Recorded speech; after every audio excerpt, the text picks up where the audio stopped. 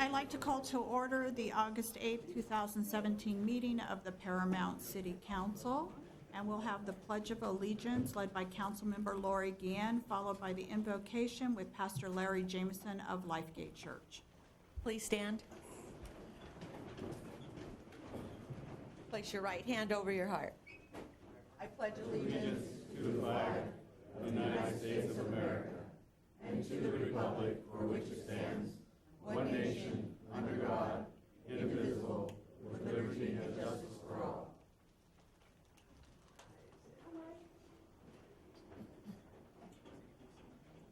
Thank you. Let's pray. Lord, we come to you tonight and thank you for the wonderful things that you have done for each one of us as we're here and live and work and play and do various kinds of things in the city of Paramount. We have watched it come from a city of blight many years ago to a place that is to be recognized. And we're so thankful for great leaders that have led this charge for many, many years, and we know that under your direction, under your leadership, under your blessing, we have seen so many things change. We know that it comes as people work together, they unify together. That's how things are done, and you've continued to allow that to happen, and I pray that that will never change. I pray that our leaders will always be unified together, working for the benefit and the welfare of our city, as you even say in your word, for us to seek the welfare of the city. And so we want to do that for Paramount. We want to see great things continue to take place. We want to see everybody healthy, wealthy, and wise, and in respect to things around us. We ask, God, that you would continue to grow business. We ask, God, that you would continue to grow families, and that we would see people coming together and loving on one another every day, everywhere, in every circle. So, Lord, we give you praise and thanks that you are on the throne, and that we would submit ourselves to your guidance, to your leadership, and allow you to do things in our hearts that would in turn bless others. For you said that there's 2 commandments that we are to follow. Love God with all your heart, soul, mind, and strength, and love your neighbor as yourself. Doesn't matter where we are, those 2 commandments come into play.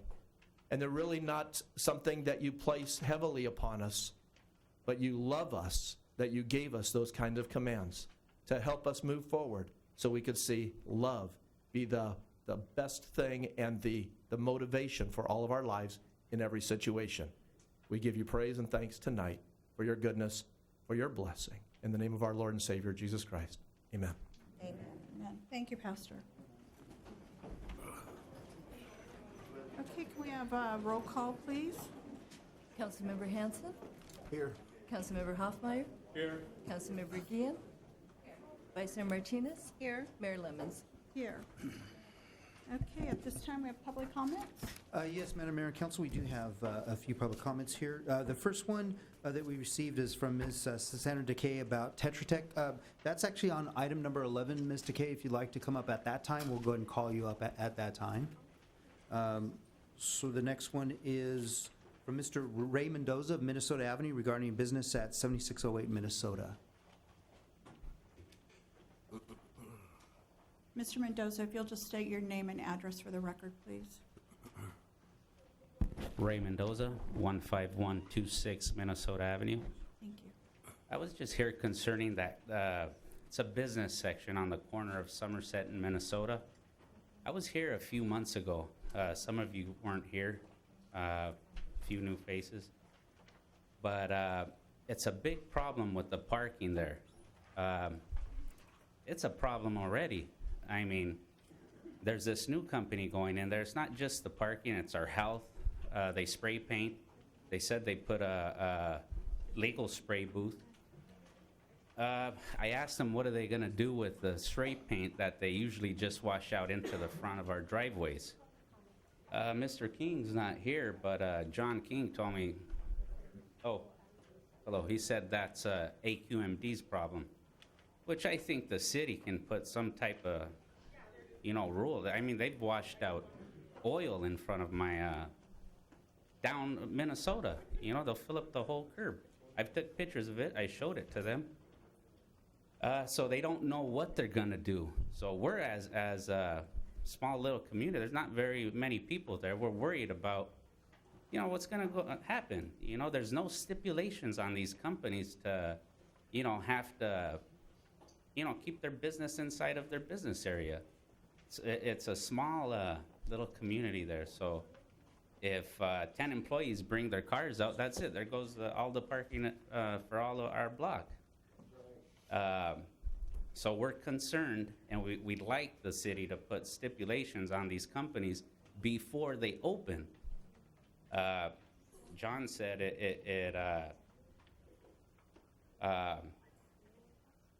there's nothing they can do. You know, we know it's public parking when people come and park normally, but I mean, if it's every day from 6 a.m. to 8 o'clock at night, or who knows when, we don't know what time they're gonna leave.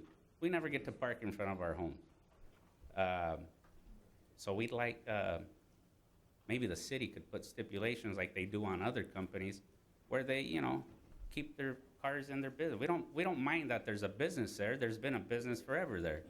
But they've never bothered us this bad. Now it's a problem. Lately, it hasn't been a problem because there's no body shop there. But we've seen they're opening, companies ready to open. I mean, they said they were gonna put it in the back where nobody could see it. Now it's in the front with a big old blower in the front. I mean, With a big old what? it looks like a big turbine in the front on top. So, I mean, it doesn't beautify the city. If it was in the back, we probably wouldn't see it. I don't know what happened that they said it was gonna be in the back, and all of a sudden now it's in the front.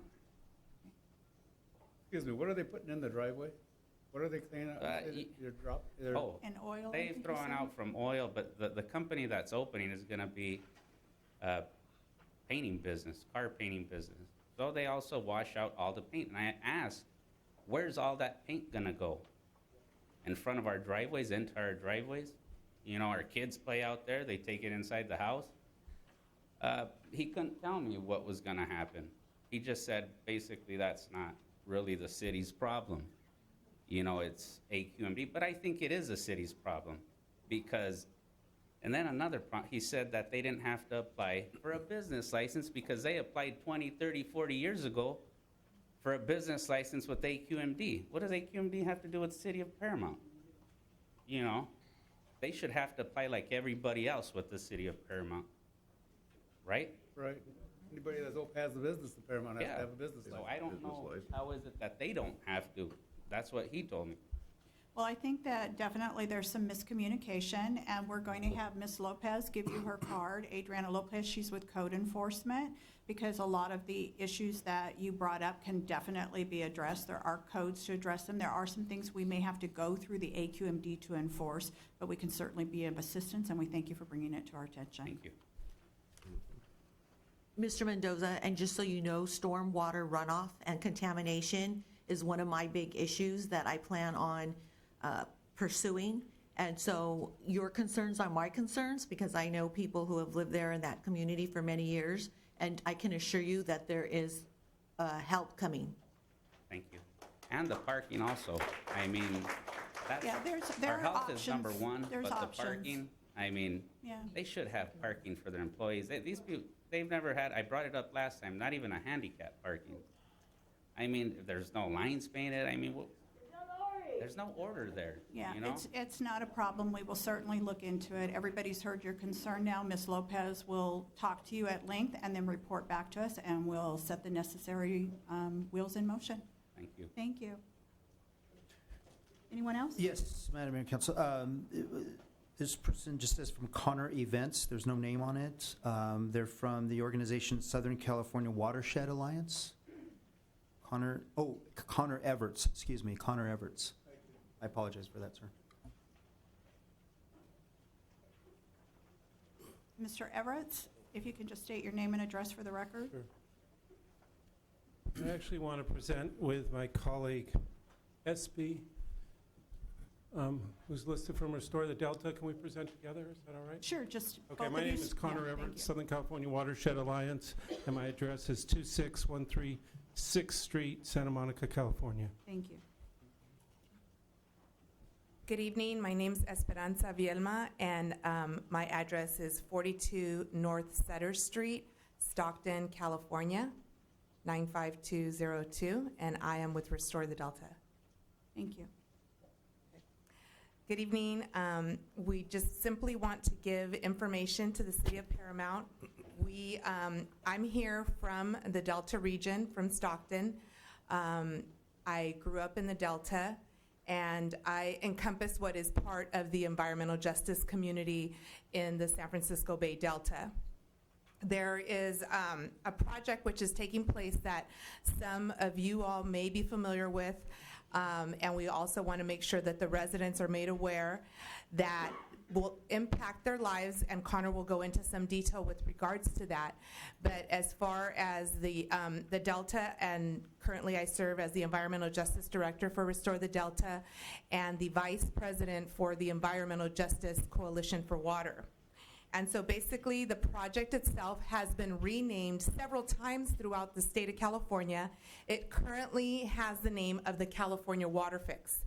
However, it's not a fix, and it will greatly impact Southern California residents as far as their taxes and their rate payment is concerned with regards to water.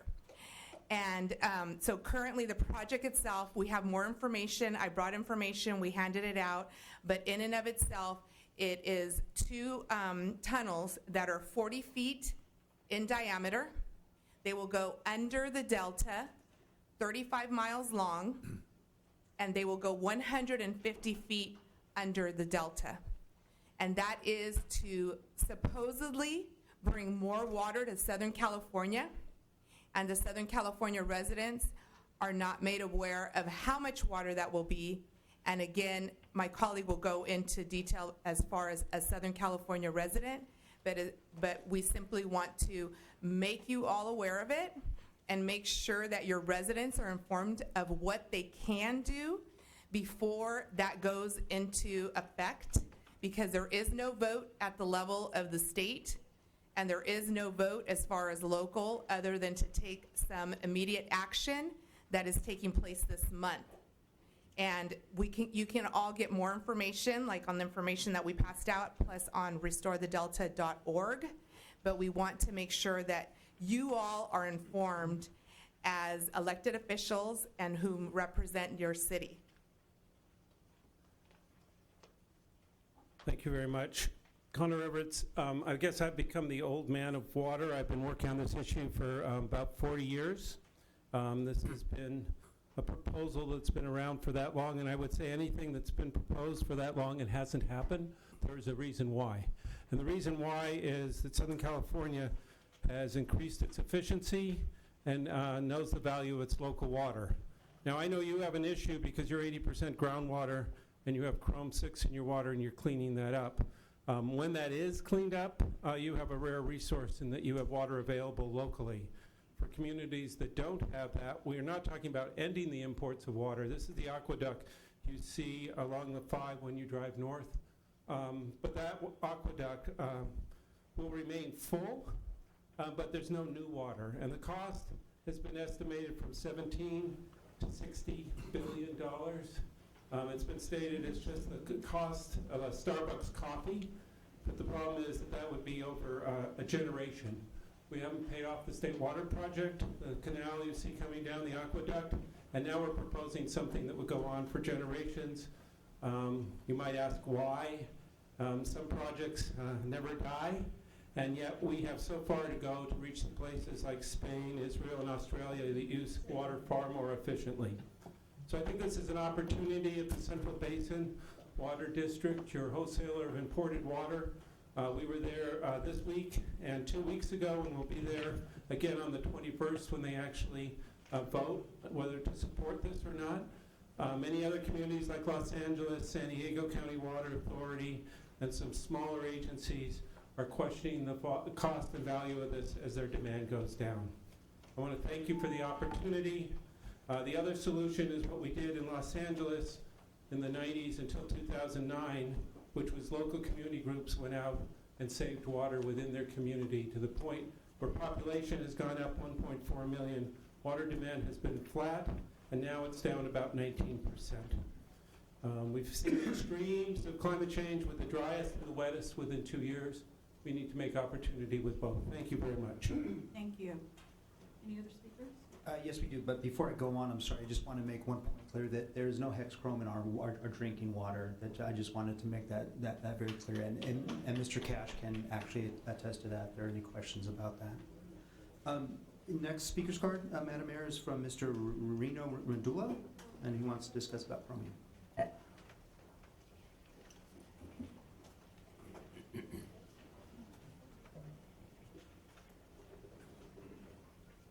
Please state your name and address for the record, sir. Good evening. Reno Rizola, 113 Georgia Paramount. First of all, we should take it very seriously, about our pollution in this city. And we have to take it very seriously with all our heart. That life is precious. Experts on the planet confirm that for every metal handling and processing plant should have potential effect of deadly consequences when these are handled improperly. And as a result, our lives in Paramount are at stake. In fact, it is happening in Paramount for years. And until now, these gross polluters are still operating.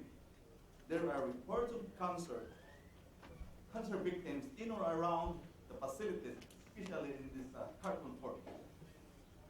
Aside from chromium, there is another also deadly effect of metal melting, and it is cadmium. In it, at least eight isotopes are radioactive. It is definitely used for coating of iron and steel, and of course, to prevent corrosion. We already inhaled it every day in Paramount. And the scary part is that directly it absorbs into our kidneys due to inhalation of fine dust and fume. And initially, it is a metal fume fever. Then it will progress into chemical pneumonitis, pulmonary edema, and ultimately death. The truth of the matter is that we vulnerable people of Paramount are begging of you, Paramount political leaders, once and for all. Remember, every human life is sacred. No millions of money can replace our only life. The gross polluter, especially carbon port, has had done nothing to get rid of chromium. They're always violating the warnings that authorities put them on notice, resulting in the abatement hearing. Now, Paramount City Council, due to the fact that these gross polluters repeatedly failed to correct and remove all the health hazards that we every day are exposed, why don't you issue a date of internal public nuisance abatement hearing that might constitute to the eventual closure of these violators, just for the sake of the children and elderly? Thank you. Thank you. Any other speakers? The next speaker's card is from Mr. Jose DeLeon. Mr. DeLeon?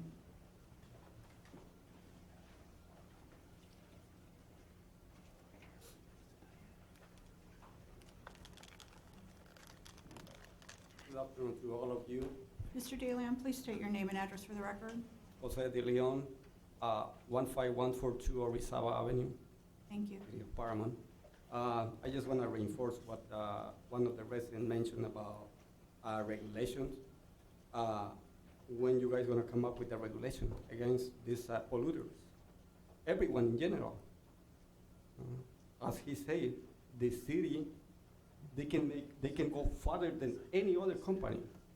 The reason that I mention this is because I live up north in San Francisco.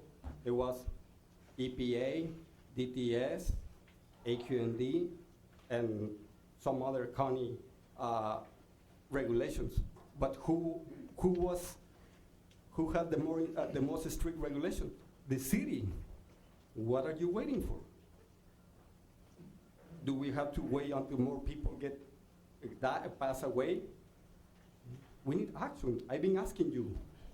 The other thing I want to mention is, it's nice to have the pastor here talking about God and everything, but Paramount is a community with 85% of Latinos, which most of us are Catholic. When you guys invite one of the Catholic priests, you, Mrs. Martinez, I have extended an invitation. it has to be He's been something invited, equal. that's what she They have told been you, he's been invited. It has to be something equal. He's been invited. Did you hear Okay. the answer? He's been invited. And I'm sorry for my ignorance, but as far as I know, the state has to be separate from religion. But if you guys are doing that, well, let's be fair. 85%. 85% Latino, and you want Latinos, Catholic yes, representation yeah. here, and we told you the priest has Because been invited. I never seen a pastor, a priest around That's the here. priest's choice, though. He's been invited. Please, be more equally. He's been invited. Yes. But mainly regulations, as the residents say, they shop on Minnesota and Somerset. What are you waiting for? Well, I think you've been at all the subcommittee meetings. You're aware that regulations are being looked at for everything. The subcommittee is not, they don't even let us talk. I remember, I'm not going to interrupt any more of your time with answers. We can talk afterwards if you like. I remember some residents suggesting to come up and sit together with the polluters. Have we done that? No. What is, for me, it doesn't make any sense to have a subcommittee or to have a Tetra Tech. When we know Tetra Tech, they've been involved in different things. You know, they've been lying to even to the Navy and to others contract that they have. Let's come up with actions. It's time for you. Remember, you, Lori, you are doing okay. Mr. Hans, Mrs. Lennon, Mr. Hofmeyer, Mrs. Martinez, you need to work for the community. What are you waiting for? Are you That's done? all I have to say. Thank you very much. Any other speakers? Our next Carmen Mayer is from Tammy Kegley? Or Kogel? Ms. Tammy?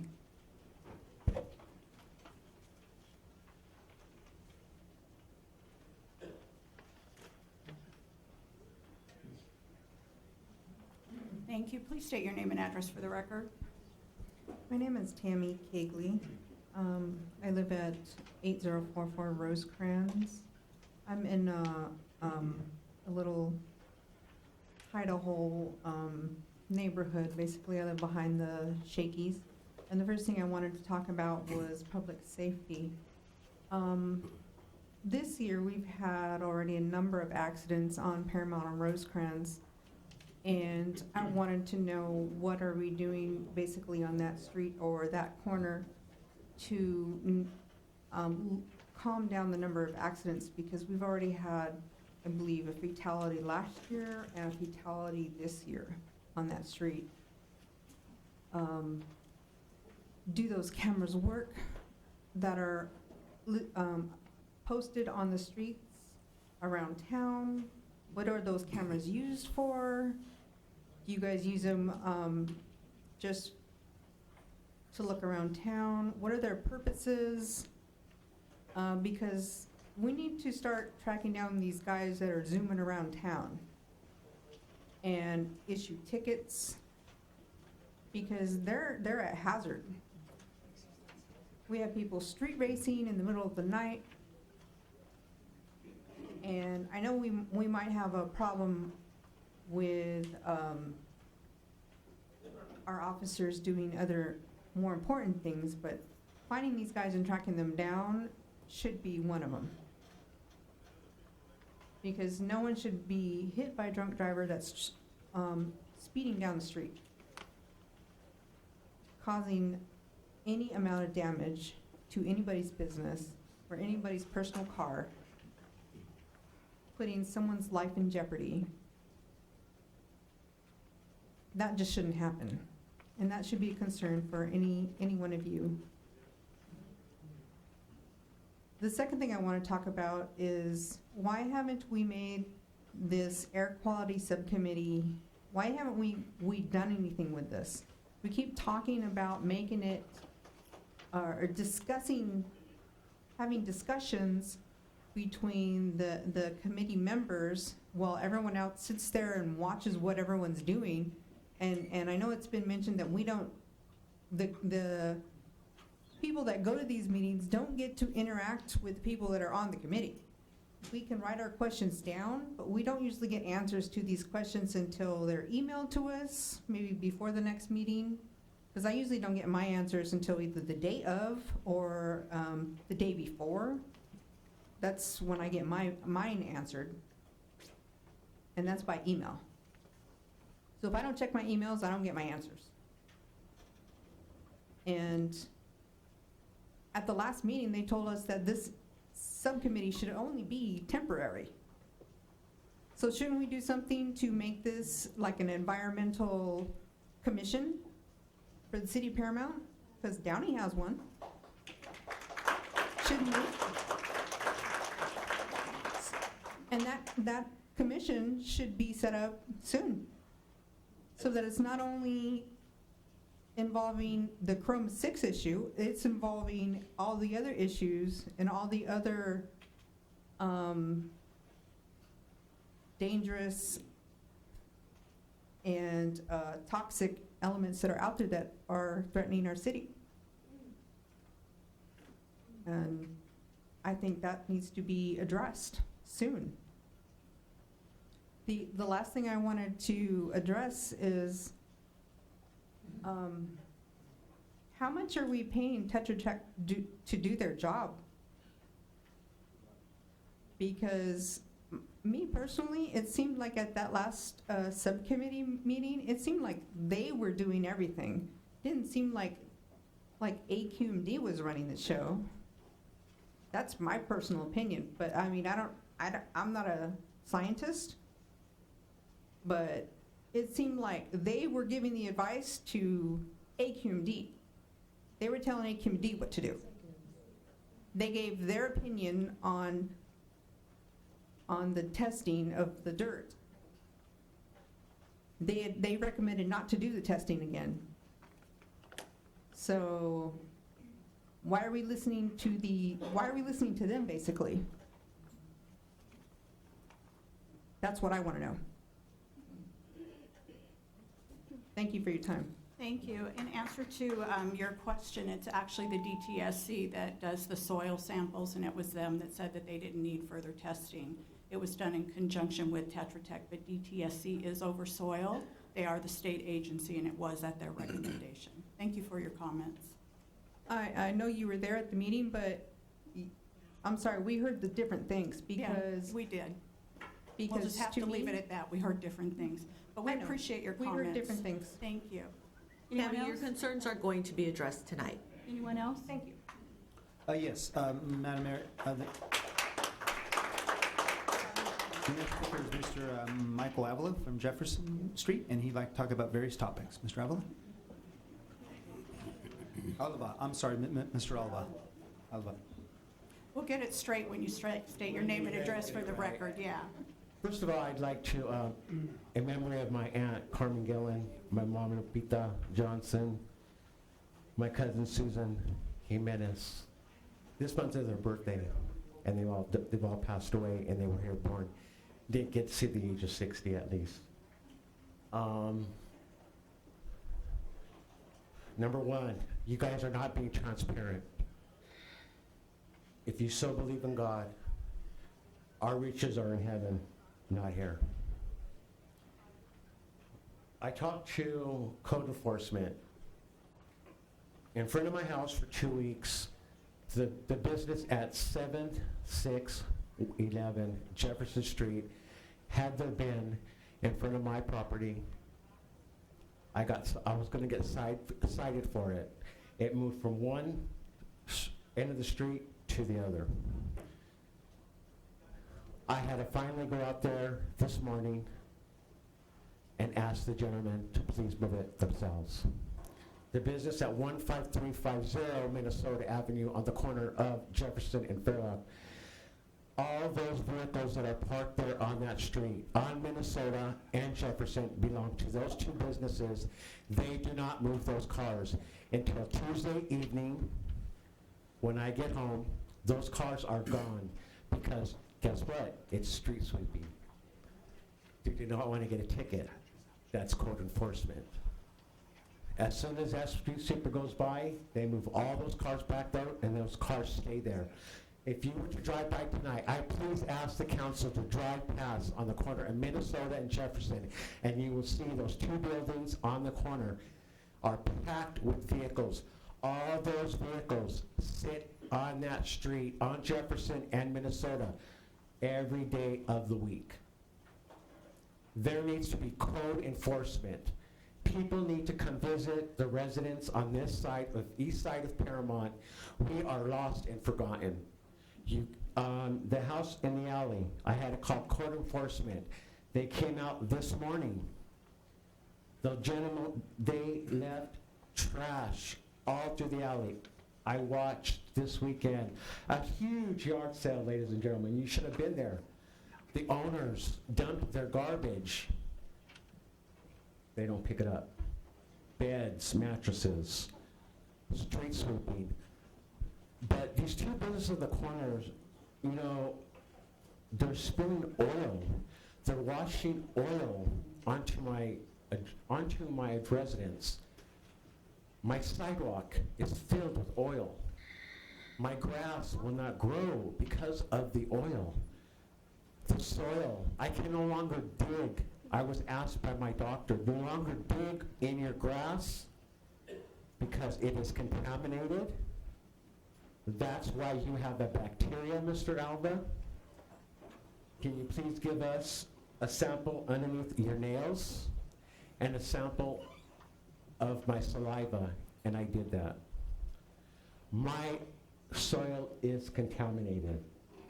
If my soil is contaminated, your soil is contaminated.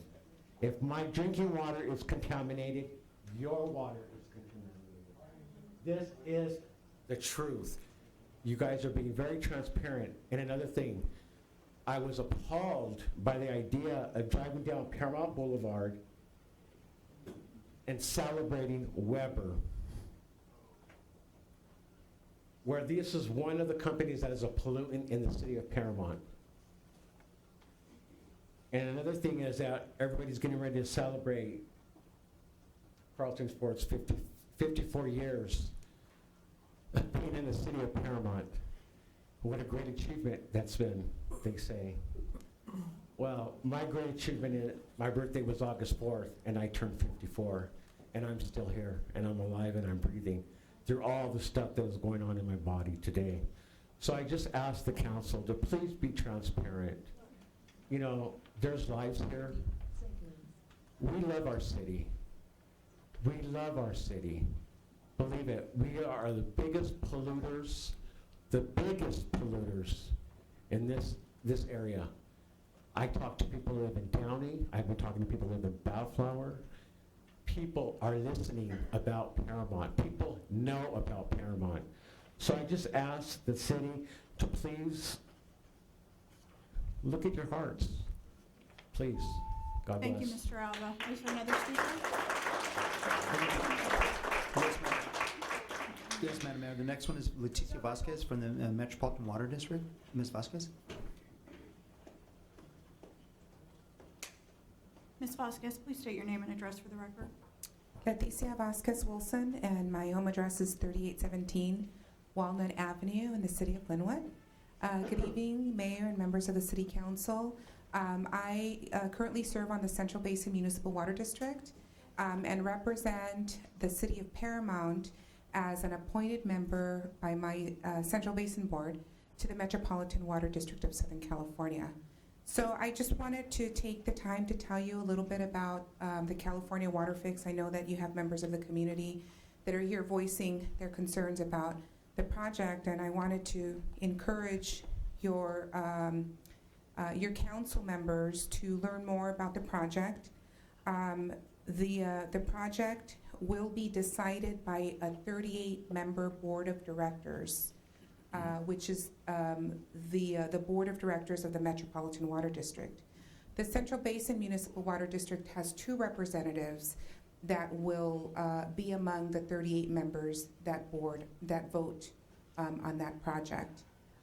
That project, as has been mentioned, is a proposal to build 2 twin tunnels that will will provide an increased supply of reliable water to the region. I encourage you to learn more about the project. The Metropolitan Water District is releasing 3 papers on the project. One part of the first paper has already been released, and it's the paper that gives great detail about the infrastructure, what exactly will be done with that project. The second part is the operational component of the project, and that has already been released as well. And then the final part is the financing portion of the project. And that part of that white paper is pending. That will be released within the next couple of weeks.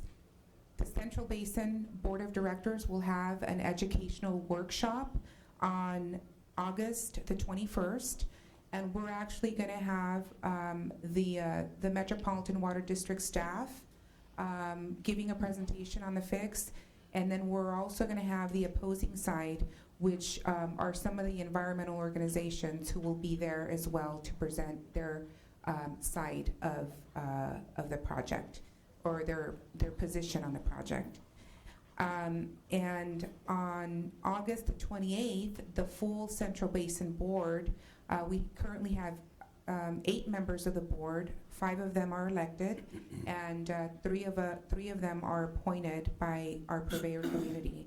So we have the 8-member board of directors will be voting to direct the 2 members of the board that represent us on the Metropolitan Water District. We'll be directing them how to vote on the project, whether it's going to be a yes vote or a no vote. So I'm here to encourage you to weigh in on the issue. If you can have a staff member attend both those meetings, give testimony if you all decide to weigh in on the issue, that would be really great. We're hoping that our cities come forward and express their position on this issue. Thank you, Ms. Vasquez. Thank you. Anyone else? Yes, our next speaker's card is from Ms. Sonia DeLeon that would like to talk about air pollution. Ms. DeLeon?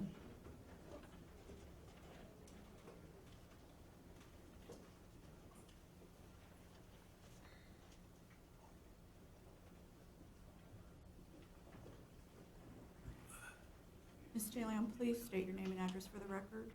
My name is Sonia DeLeon. I live at 15142 Orizaba Avenue in the city of Paramount. With all due respect, Ms. Mayor, you are an elected official. So whether you like it or not, you are to listen to people. I find it very disrespectful for you to say, "Are you done?" Because if I'm not mistaken, we have a timer right there. And it's supposed to be that there's a democracy. And when my husband comes over and over and like a broken record, is that you almost have to put yourself in his shoes or our shoes. And that's something that we're seeing that you're not doing because there's no action taken where we could prove, oh yes, she's putting herself in our shoes. You're not living next to Lincoln, where the Department of Los Angeles County, the Department of Health of Los Angeles County stated that Lincoln has a level of 5 to 10 times more chromium-6 than any other part of the Los Angeles County. So when you have a child that goes to Lincoln, and as an educator, you know that there's hundreds of children being contaminated. It should be very alarming to you, and you should try to take in consideration, even if you have to bite your tongue, because as a teacher, we have to bite our tongue many times when parents are arguing and what have you. So you have to bite your tongue and say, well, let me find out what's going on. Let me know, let me be updated. And this is where the subcommittee would come in hand. But unfortunately, you don't listen to the people. The people are more educated than Tetra Tech. When Tetra Tech last came, they told us, and the representative said, oh, look at on this map. In this area, it has a high level of chromium-6, which was our area in Lincoln Elementary. Nevertheless, he said, oh, don't put, it's only coincidental that Carlton Forge is nearby, but they don't produce any of the chromium-6.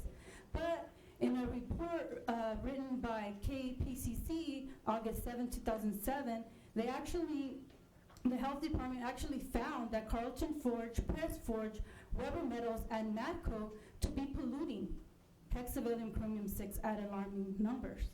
So it's so coincidental that these companies, and I could only say for sure for Carlton Forge and Weber Metals, that they belong to the Chamber of Commerce. Because it seemed that in the beginning, on August of 2016, when AQMD first came out, they had said and pointed out only Carlton Forge was producing this toxin. And then all of a sudden, they were pointing out to, I would say, small business owners that own the companies. They don't have a lot of corporate money. They don't belong to the Chamber of Commerce. But I already knew, and like other community members, knew that no one ever talked about Carlton Forge. And why not? Is it because Warren Buffett is a billionaire and they can cover it up? They think that we're going to get sidetracked by looking at all these little companies? But it shows right here, finally in an article, that yes, they are polluting. So it shows you that Tetra Tech is not following.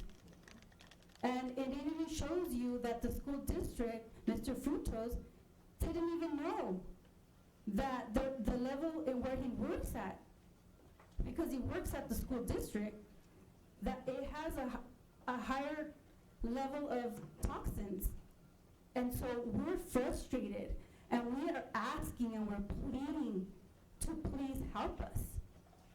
I don't know how it is for you. I don't know if you have any small children, but my daughter goes there. And every day I have to worry. And sometimes I let her play because I want her to be normal. And then I ask myself, how about if I get the cancer? 30 seconds. Well, there will be no one to support her. It would be too much for my parents to take over. Are you going to support my daughter? Is Carlton Forge going to support her? So please, just try to listen to us, because AQMD does a better job than that. We're able to express our fears, our anxieties. And here we're trying to tell you, and you say, are you done yet? But I know I'm done now because time is up. Thank you. Before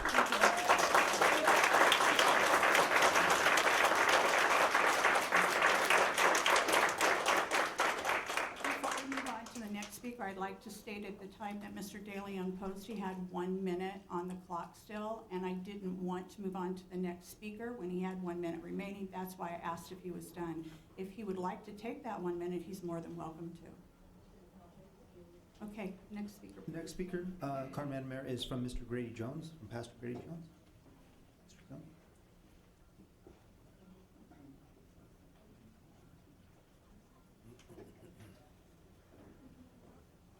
Pastor Jones, please state your name and address for the record. Thanks, Grady Jones, 15725 Break Street, Paramount, California. I want to say to the city, first of all, let's pray together.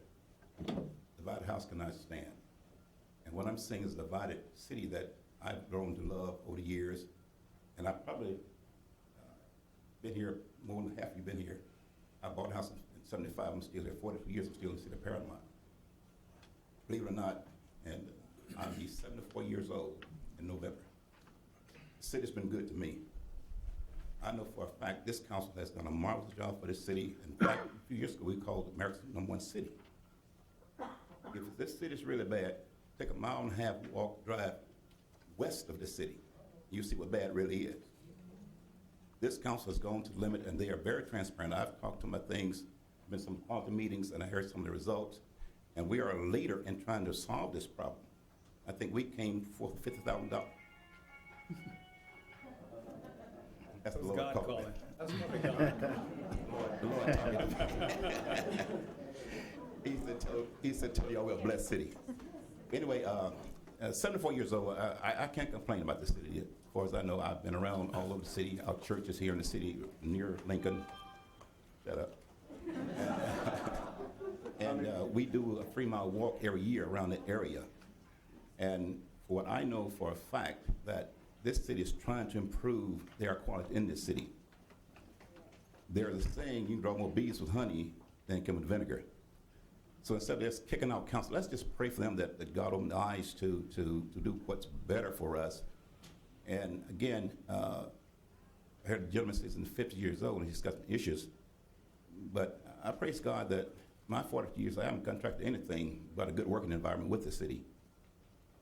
Again, I think all of us need to take a deep breath and realize how blessed we are that folk are really concerned about this city.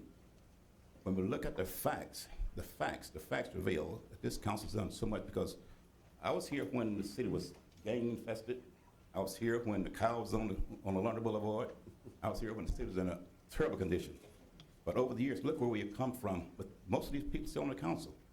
So I say that even though, and I heard it coming about 85%, well, I'm 2%. If that meant an African come in, and I'm 2%, so I gotta really complain. Give me some more stuff too. So, but the fact is that let's work like council. The Bible says, pray for your leaders. Let's pray for them. If they're not doing something we think they should be doing, let's pray for them that God give them the ability and the intelligence and the knowledge to do what's best for this city. But I can assure you, they have our best interests in this city. Excuse me 1 second, please.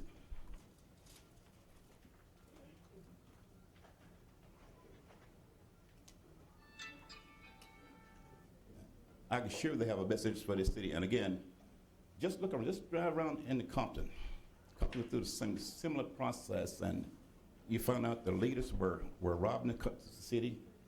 Compton is a blight. But we have different officials in this city. They have our best interests. And again, I've lived around some of the factories that was emitting stuff, which is in the press telegram years ago. But there's an improvement in this city. So obviously, all of us in this city, we are one family. We are one family.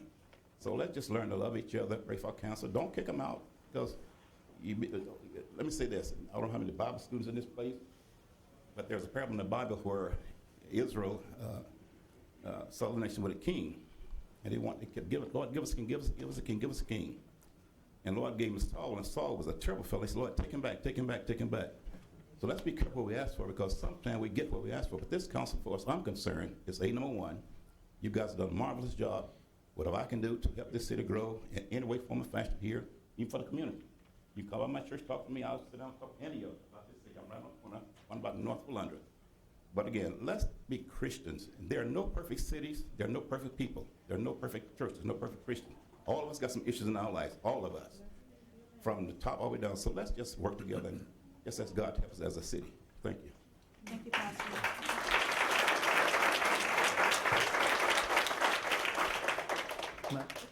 Our next speaker's card is from Ms. Linda Chaparro Martin from Weimer Avenue. Oh, okay.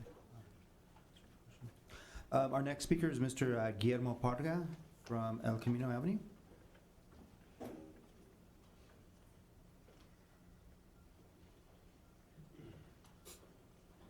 Mr. Parga, please state your name and address for the record. Sure, it's Guillermo Varga, 14711 El Camino Avenue, here in Paramount.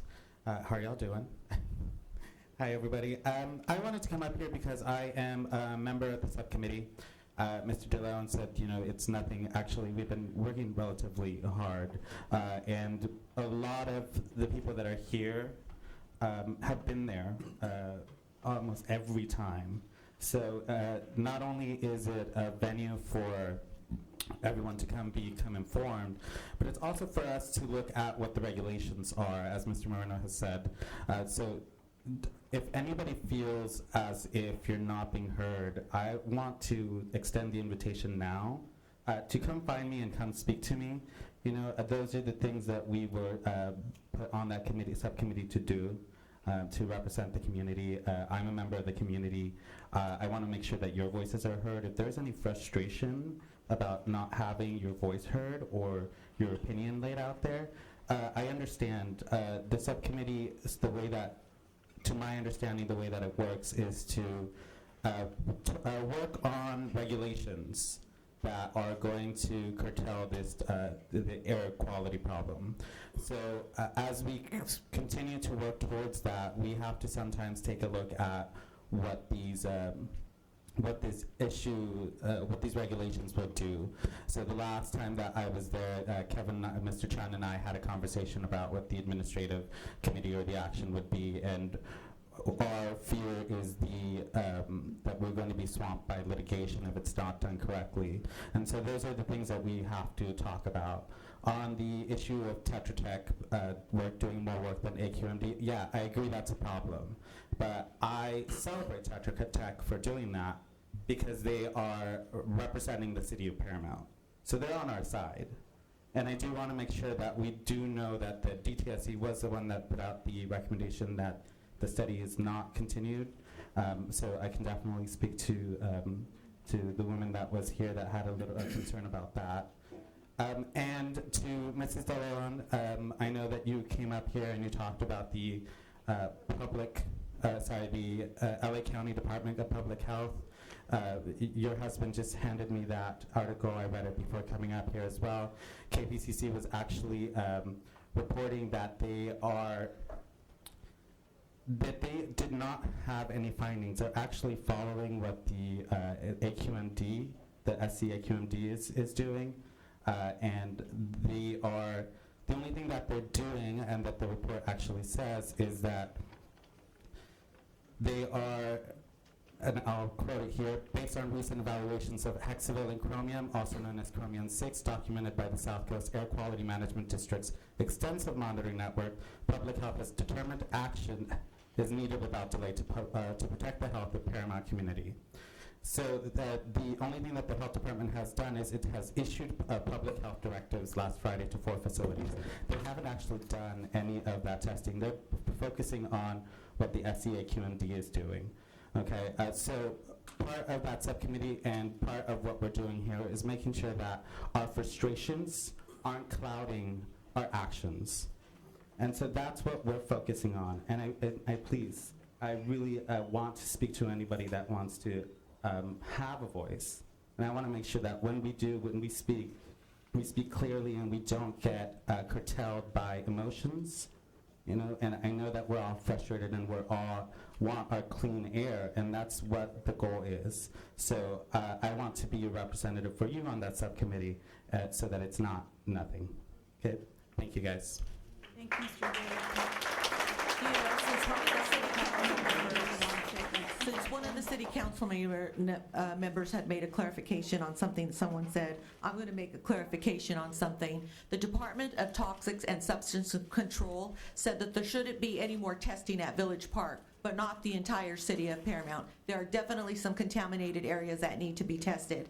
And then in addition to your summary on public health, I don't know if you're aware, but yesterday evening, Public Health put out directives to Carlton Forge, Press Forge, Matco, and Weber Metals. So that's directly from the Public Health Department.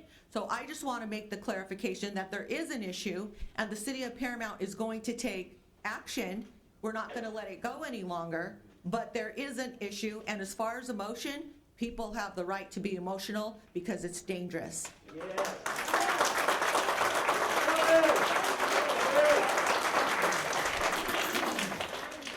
Okay, we need to move on to the next speaker, and I agree with Councilmember Guillen that the directive did go out. I think what Mr. Parker was stating is that the AQMD has not said that there are hexavalent chromium findings at those 4 companies. So the directive from the health department and the findings from the AQMD are not in order right now with each other. And that's the difference, and that's part of what we have to resolve as we research this item. And who's the next speaker, please? Yes, Madam Mayor. The next speaker is Mr. Adrian Alvarez from Downey Latino. Yes, I have a couple of questions before I come in as a citizen. Could you state your name and address for the record, sir? Agent Alvarez, 4049 Harvard Street, LA. That was my first question. In the era of Donald Trump, another so-called Christian, that the immigrant community is under attack. A lot of city councils have declared themselves sanctuaries. So I was wondering, when you ask for people to give their addresses, it's quite dangerous for people to take down, where they live. And that also might intimidate some people. So I was just wondering about that. And the other thing is, if this is going to be pluralistic and representative of that community, it must reflect that community. There are people that are of faith, but not everybody shares the same faith. When you impose one faith over others, it's one, a violation of the separation of church and state, but it's also not a nice thing. And I was going to be a priest. There's a lot of famous, quotes on the love side of Jesus, but there's also quotes like, I didn't come to bring unity, I came to bring the sword. Times are bad. Times are catastrophic. People are dying. Children are getting sick. Jesus was quite mad when he showed to the temple. He showed with a whip in his hand, and he kicked the people out. So if you're going to quote Jesus, don't be too selective. Jesus understands righteous anger, and people have the right to be rightfully angry at what's happening. So the other thing is that, like, if we don't understand that children, I've been reporting, children are dying, children are sick, how can you tell parents, how you can tell mothers, brothers of sick children to be so calm and so patient as everybody talks about, let's stay as a family, let's stay united. But you're not addressing the real issue. This needs to stop immediately, and unless people move with the urgency that it requires, and if they don't see it from the elected officials, there will be a lot of righteous anger. And that's where people are at right now. Because, quite frankly, this is taken as if we're talking about what color, you should paint the room. It's a question of stopping the poisoning of the air that we all breathe. And that should be something that gets everybody moving quickly with a lot of determination. But when you celebrate a company that's been cited over 50 times for polluting the air, what's the message?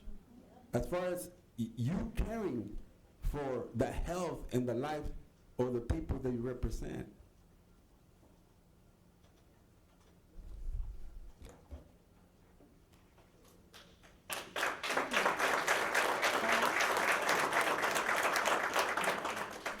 Yes, Madam Mayor and Council, the next one is from Ms. Lisa Lappin of PUSD. Ms. Lappin? Ms. Lappin, before you begin, I'd like to ask the city attorney a quick question. If somebody doesn't want to give their address, is that okay? Yes. Okay, so all you have to do, if anybody in the audience who I ask you to state your name and address for the record, that's usually so that we can contact you if we need to, but if you don't want to, as you've seen, it's not necessary. So I will ask you to state your name and address, and that will be your choice. Lisa Lappin, USD 16200, California Street, is where I work, where I've worked for 20 years. And okay, so when you are a teacher, you hear kids say a lot of things. But at Lincoln School, where I worked from 2009 to 2015, I heard words I'd never heard before. Ms. Lappin, I don't want to die of cancer. I suppose their uncles or aunts were dying, I don't know. And I started noticing that other children were sick. And why should they? It's not their time to die. It's their time to be pulsing with life. But his words haunted me. And they are the reason I started asking questions, went to environmental groups, and spoke to the district attorney opening an investigation in 2010. But to my knowledge, it's still open, I'm not sure. I refused to turn my head when it would have been easier, much, much easier. And I am a teacher, and for that reason, I could not turn my head. But I would like to put it on the record that I find it very odd that in fall 2013, on the telephone, Mr. Moreno, you asked me to go to Carlton Forge and meet with the top executives before the first town hall meeting was in January 2014. I refused. I told you, Mr. Moreno, I had nothing to say to them, but I have a question for you. Why were you concerned with facilitating this meeting? What was your hope the outcome would be? That I would be appeased, believe that everything was fine, and be quiet? Everyone has been wanting me to be quiet. I would like to be quiet. It would make my life easy, much easier. But I cannot. I watched one of my students die. I held her finger 4 hours before she died at 8 years old. And I have to live with myself. And when it comes time, my time to die, I have to die at peace. And that is more important to me than money or respect or my job. And it's more important to me than what others think of me. Tetra Tech's recent report, available on the environmental portal, references Carlton Forge Works testing done in 2014, showing there were elevated concentrations of metal and dust in the neighborhood surrounding Carlton Forge Works, including on a property on Illinois Avenue immediately west, upwind of the site, including hexavalent chromium, cobalt, and lead. In the words of the report that it was cited from, significantly greater than the United States Environmental Protection Agency for residential soil, suggesting there may be an increased risk for health effects for park users at the site because the samples were very close to the site. High levels of hex chromium found in 2014 on Illinois. This is the first time I read this. We have been repeatedly told the city knew nothing of the hexchrome problem until 2014 when they were, to quote Mr. Hoffmeyer's overused expression, blindsided by AQ&B, whom the city has alternatively praised and demonized. So the city knew there was a potential problem if they read this report, which they should have, with the park, but they did not have it tested until March 2017. And even if we are to believe that the park is safe, as Mayor Hot Lemons says, why did it take 3 years for the park to be tested? And even if we are to believe the veracity of Tetra Tech's report, despite their admitted history of falsifying radioactive soil samples taken from Hunters Point in Northern California for the Navy, are we to rejoice that the soil and dust samples currently show levels of cadmium, toluchromium, chromium-6, lead, mercury, manganese, tin, titanium, barium, cobalt, copper in the top 3 inches, but at levels that DTSC and Tetra Tech say are fine? I ask any of you, would you want your grandchild or your child putting a mixture of those in their mouth? There are swings at that park. At the very least, take the swings out. But I suggest that you relocate and close the park until this crisis is resolved. Monitor 28, just east of the park, has shown 7 times since March 2017 elevated levels of hexchromium.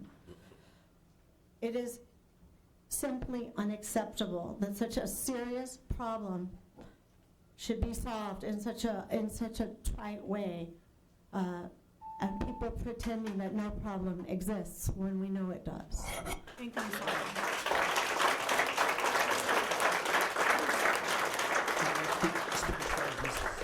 Sarah Patricia Wiesel. One more time? Ms. Sarah Patricia Wiesel.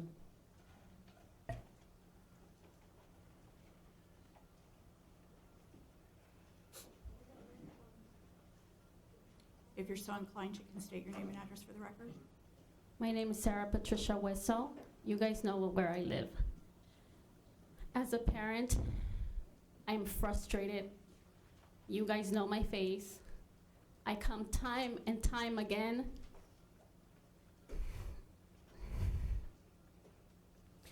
asking you guys for the same thing over and over. My children go to school at Lincoln. They are there for an average of 6 hours. And then they cross the street and go home. We do not get a break. We do not get a break from high levels of chromium-6. There is proof that there are high levels at that school. I have been coming to these meetings. We've been going to the school board meetings. We want air filters. We want air filters for the homes. We want air purification systems for the schools, for the classrooms. We want air purification systems for the outside, where the children play. Because all that dust falls close to that kindergarten area. Those children play with that soil, then they stick their hands in their mouth. That's not okay. It's not okay to live like that. People have a choice to work at Carlton Forge, at Weber Metals, at all these other companies. We don't have a choice. We don't have a choice to live where we live. If we could get up and leave, I'm sure most of us would. But a lot of us have family ties. We've grown up here. We've got investments. We've got homes. We can't just get up and leave. Somebody said to me not too long ago, well, why don't you send your kids to Downey Unified? I could. But why should I? Those are my tax money. That is our tax money. Those schools are run with our tax money. Why should I have to inconvenience my children and drive them to another city because my own city is not safe from Chrome 6? Come on.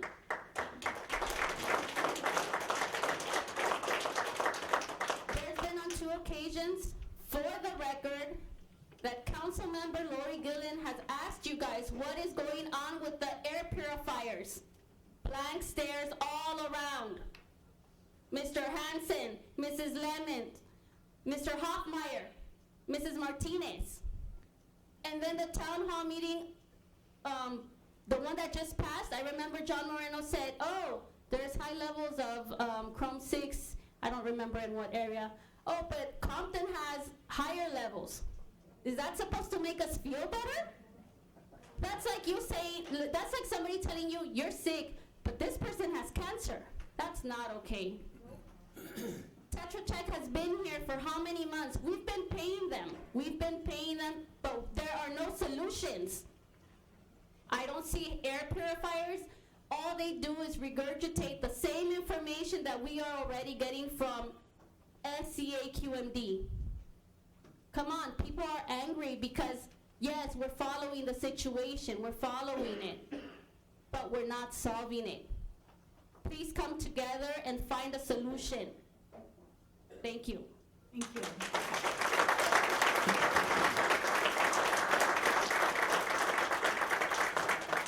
Just again, for audience edification, and John, please correct me if I'm wrong on this, but we recently met with Supervisor Hahn to ask her about the air filters that she had proposed in the study that she was doing, because we thought that had been brought to an end, and she reassured us no, that they are still studying this and doing samples in homes and testing to see if the air filters are warranted. So that is still ongoing. And I'm fine with the study that Janice Hahn wants to do, but I believe in let's be safe instead of sorry. So if we can find a grant for air filters, let's do it. Let's be safe rather than sorry. How long are we going to wait for a study? We have a gentleman in the audience who has been proposing air filters, who worked for Porter Ranch and who supplied all the air filters. We have the means. We have the ability to search for a grant. We have somebody who we can reach out to. Let's be safe instead of sorry. Yep. And that's what I proposed to my council. And John Moreno had said he was going to continue to look for a grant.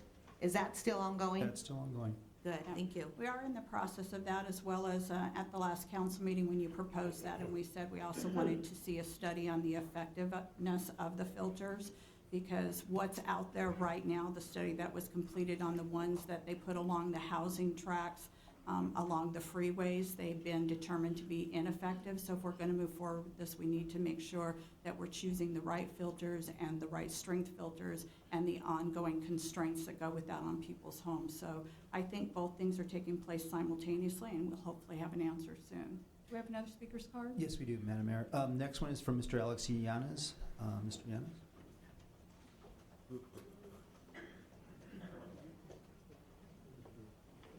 Mr. Yanez, if you're so inclined, please state your name and address for the record. My name for the record is Alejandro Yanez. I reside at 7330 Lugo Avenue in the city of Paramount, a proud Paramount resident for 46 years. And man, I'm really disappointed with some of the residents. 20-something years these people come up here and been doing their job. 20-something years. All of a sudden, congratulations, Ms. Gillen, for being elected to council. But don't forget, you don't represent just the council. You represent us, the city. So when you go up there and you act like a young woman, you need to behave. You're representing us. Hey, hold on a second. I did not interrupt any of you. Let's let everybody calm down and let's do our Hey, we best. said emotions. You said you could show your emotions. I'm showing my emotions. Go for it, All right? and I'd be How happy many to times talk to you have I- outside about it later. Hey, you need to hold down now. These people have been doing their job for 20-something years. In the last, hey, hold on a second, woman. Hold on a second. Nobody said your name. These people have been doing their job for. I need you to be quiet in the audience. You all had a chance to express your opinions. They were not positive towards our many of the city councils. Let him have his time, please. All we need you to do is let him finish his time so he can sit down. Thank you. And we've been insulted many times by many of you. Now, please, please give him. Stop the clock. Stop the clock.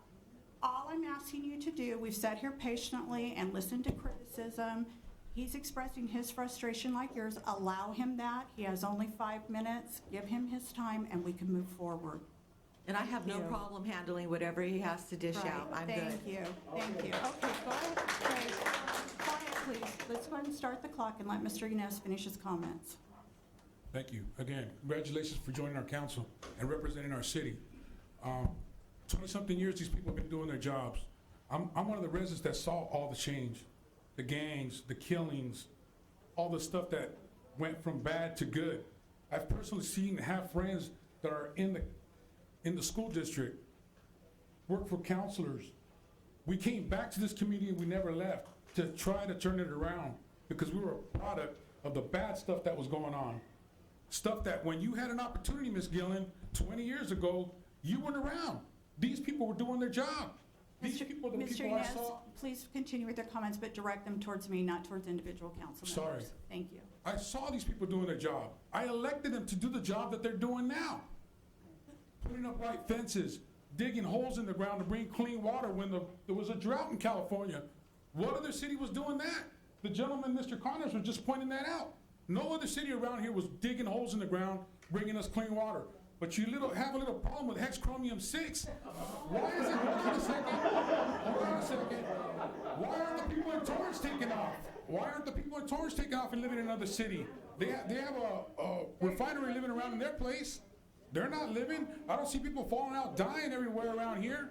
I see you got a big group of following, but I'm not intimidated by none of them. Not one of them. Not one of them. Quiet, Okay? please.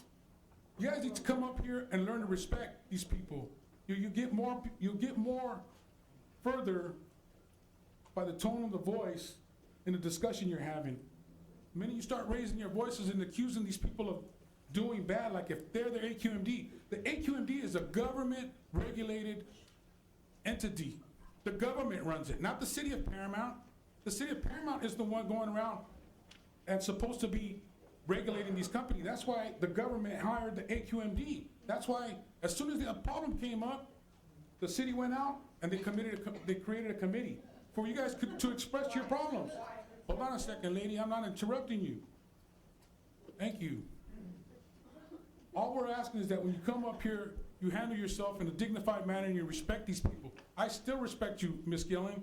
Although we might not agree on everything, the people that are supporting you, they're coming out and they're making us as a group, as a city, looking like we're all about to fight with each other. Over what? You want to run out all these companies, Matco, Quality Force, okay, what jobs are you going to bring in? If you take them out, what companies are you gonna bring in here? Mr. Yanez, direct your comments to the dais, please. Okay, I'm And sorry. audience, please keep But what quiet while he companies finishes are his gonna be time. brought- You're just delaying things. Go ahead. What companies are gonna be brought here when you kick these companies out? As somebody who lives here and works here, what companies are you gonna bring? Because it's very hard to bring companies in as it is. Companies are leaving California, companies are leaving the country, and even the president that I don't agree with, he's fighting to keep them people here. And you might not like it, but go look for a job. And you'll see that it's hard to bring business into this city, especially jobs that are well-paying jobs. Nobody wants to be flipping burgers the rest of your day, you know? And if I play handball, that's my issue. It's for me to keep healthy. You might want to try it. You might want to try it. Help keep some of that weight off, you know? But that's what it is.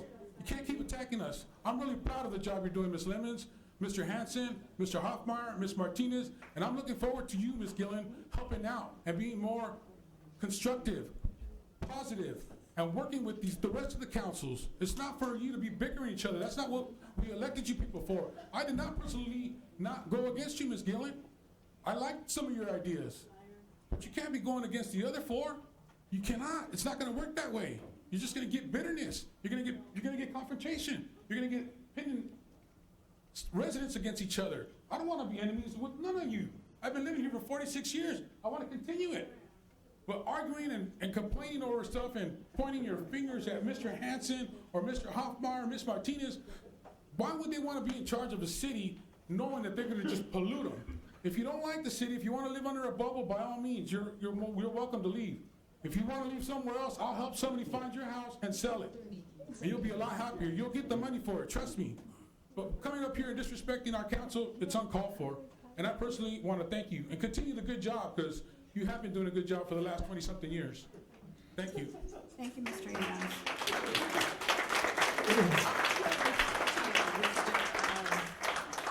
I'm sorry, I forgot his name. Yanez. Mr. Yanez, I'm going to reply to you briefly, and I'm going to tell you where I was 20 years ago. I was 32 years old, raising a 12-year-old, an 8-year-old, and a 5-year-old. I have a doctor, a lawyer, and a police officer. So I focused my attention on my children, and now that they're grown up and independent individuals, I knew I had time to dedicate to my city. I'm a lifelong resident here in Paramount, and I've been here the entire time, simply because I chose not to run for council when I was 32 years old, and I made a direct decision to take care of my children and raise them the right way that I felt was necessary as Christian individuals. That's where I was 20 years ago. As far as you trying to tell me how I need to act, I'm well aware of how I need to act. And just to let you know, Mr. Hansen and I collaborated for over 3.5 hours today. So you don't know if I'm working with the city council or not. So I just wanted to enlighten you on that. Thank you. Okay, can we move on? Yeah, Next speaker, please. Yes, Madam Mayor. Our last speaker is from Mr. Ray Mendoza. He did speak at the beginning, and it's at your pleasure if you'd like to grant him another Is this 5 on a minutes. different issue, Mr. Mendoza? Okay, please. Ray Mendoza, 15126 Minnesota Avenue. I heard somebody say that they don't pollute west of them. I can smell their pollution about 10, 11 o'clock at night. You stand out there, you can smell it. I don't know how many, I was at the last meeting a few months ago, and I heard one of the speakers say they don't want to kill companies in the city of Paramount. We're not killing companies in the city of Paramount, we're killing people. In a 2-block radius where I live, there's been family and neighbors die the last few years. I don't know what interest the city has with Carlton Forge. Money. We shouldn't have to ask for clean air. What's wrong with their building? Have them fully enclose themselves if they can't move. Obviously, they've outgrown their business. If we're giving our city streets, public streets for them to park in, we shouldn't have to give them our public streets. They have nowhere to park. Hey, they outgrew their business. Now they have Carnation, they have all this side, man, they're right up against the tracks, and they have nowhere to park but take our city streets. I have 4 kids. Other people are taking this air quality thing lightly. I understand people have to work. You got to provide for your family. I've lived in Paramount all my life, 43 years. I'm no different than him. But I have 4 kids. I mean, I don't want them to get sick. I've had my family and neighbors die. How many more people have to die before we do something? That's all I have to say. Thank you for your comments.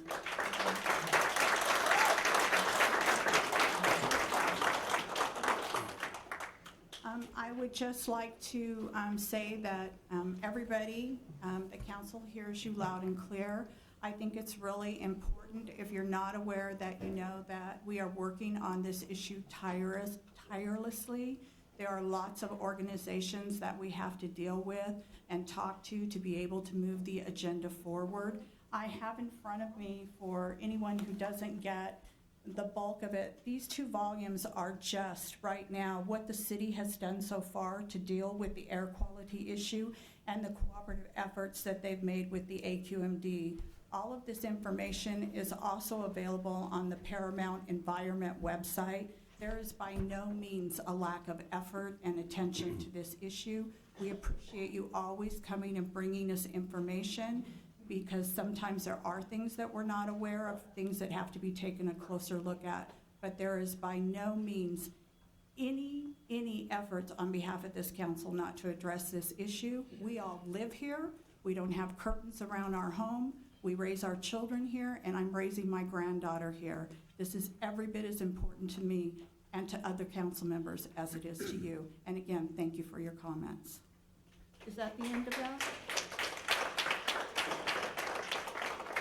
Okay, you said yes, Don, no more Yes. public comments? Yes, Okay. I'm sorry. I have a quick proclamation to present at this time, correct? Yes, you do. Is it down there, David?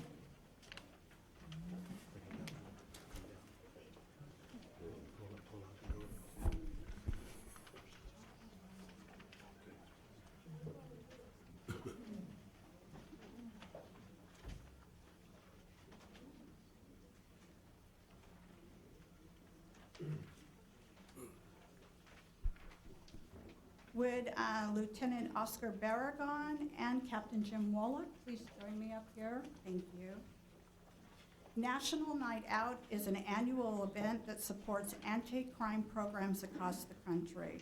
On Monday, August 31st, we held a special dinner to mark the occasion, where we recognized and thanked our neighborhood watch members and volunteers on patrol.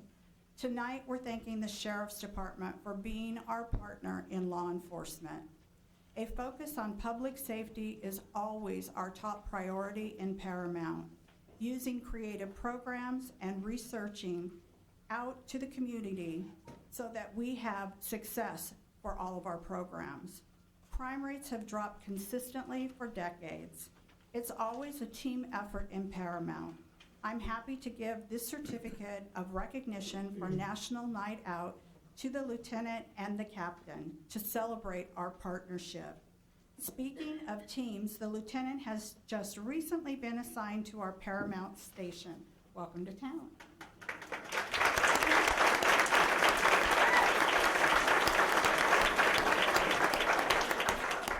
At this time, we'd like it if you would share with us a little bit about yourself. Good evening, everyone. My name is Oscar Barragan. I'm 46 years old. I've been on department now 27 years. And I'm married. I have 3 children. I was born and raised in Los Angeles. I grew up in the city area of Boyle Heights. I attended, thank you. I attended Roosevelt High School.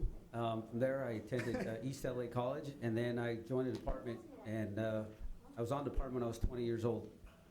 I've worked various assignments on the department, from the jails, the courts. I've worked several patrol stations. I moved on, I worked the academy. I've worked dozens of assignments. My most recent assignment was Narcotics Bureau. I guess the thing I bring here most is that I have an understanding about the community.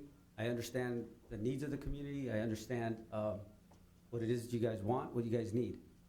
My doors are open. Anytime you guys want to speak to me, I'd be more than glad to speak to you guys.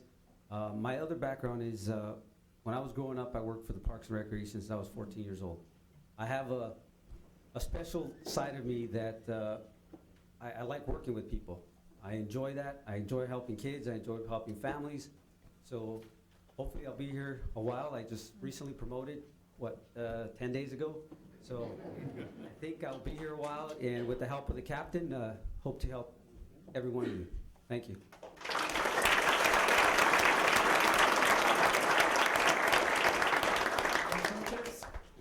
My name's Jim Wallach, and I'm the captain at Lakewood Station, which serves the wonderful city of Paramount.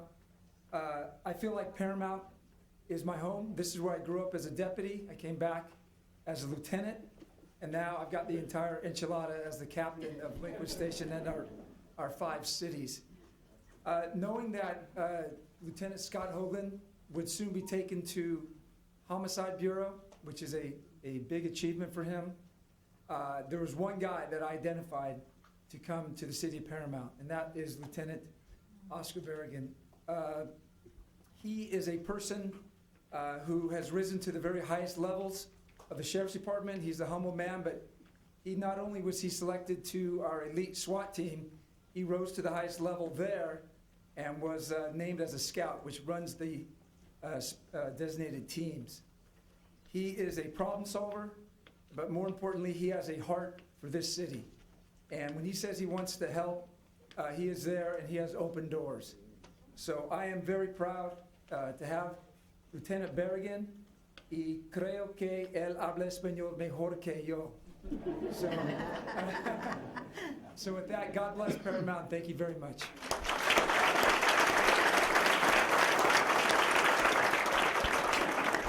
Could you stay for a photo? And for anyone who doesn't understand the hierarchy at the station, just so you know, that would make the lieutenant the highest person at your station to talk to. So take time after the meeting, if you can, to introduce yourself to him, get to personally know him, and so he can get to know you. Thanks.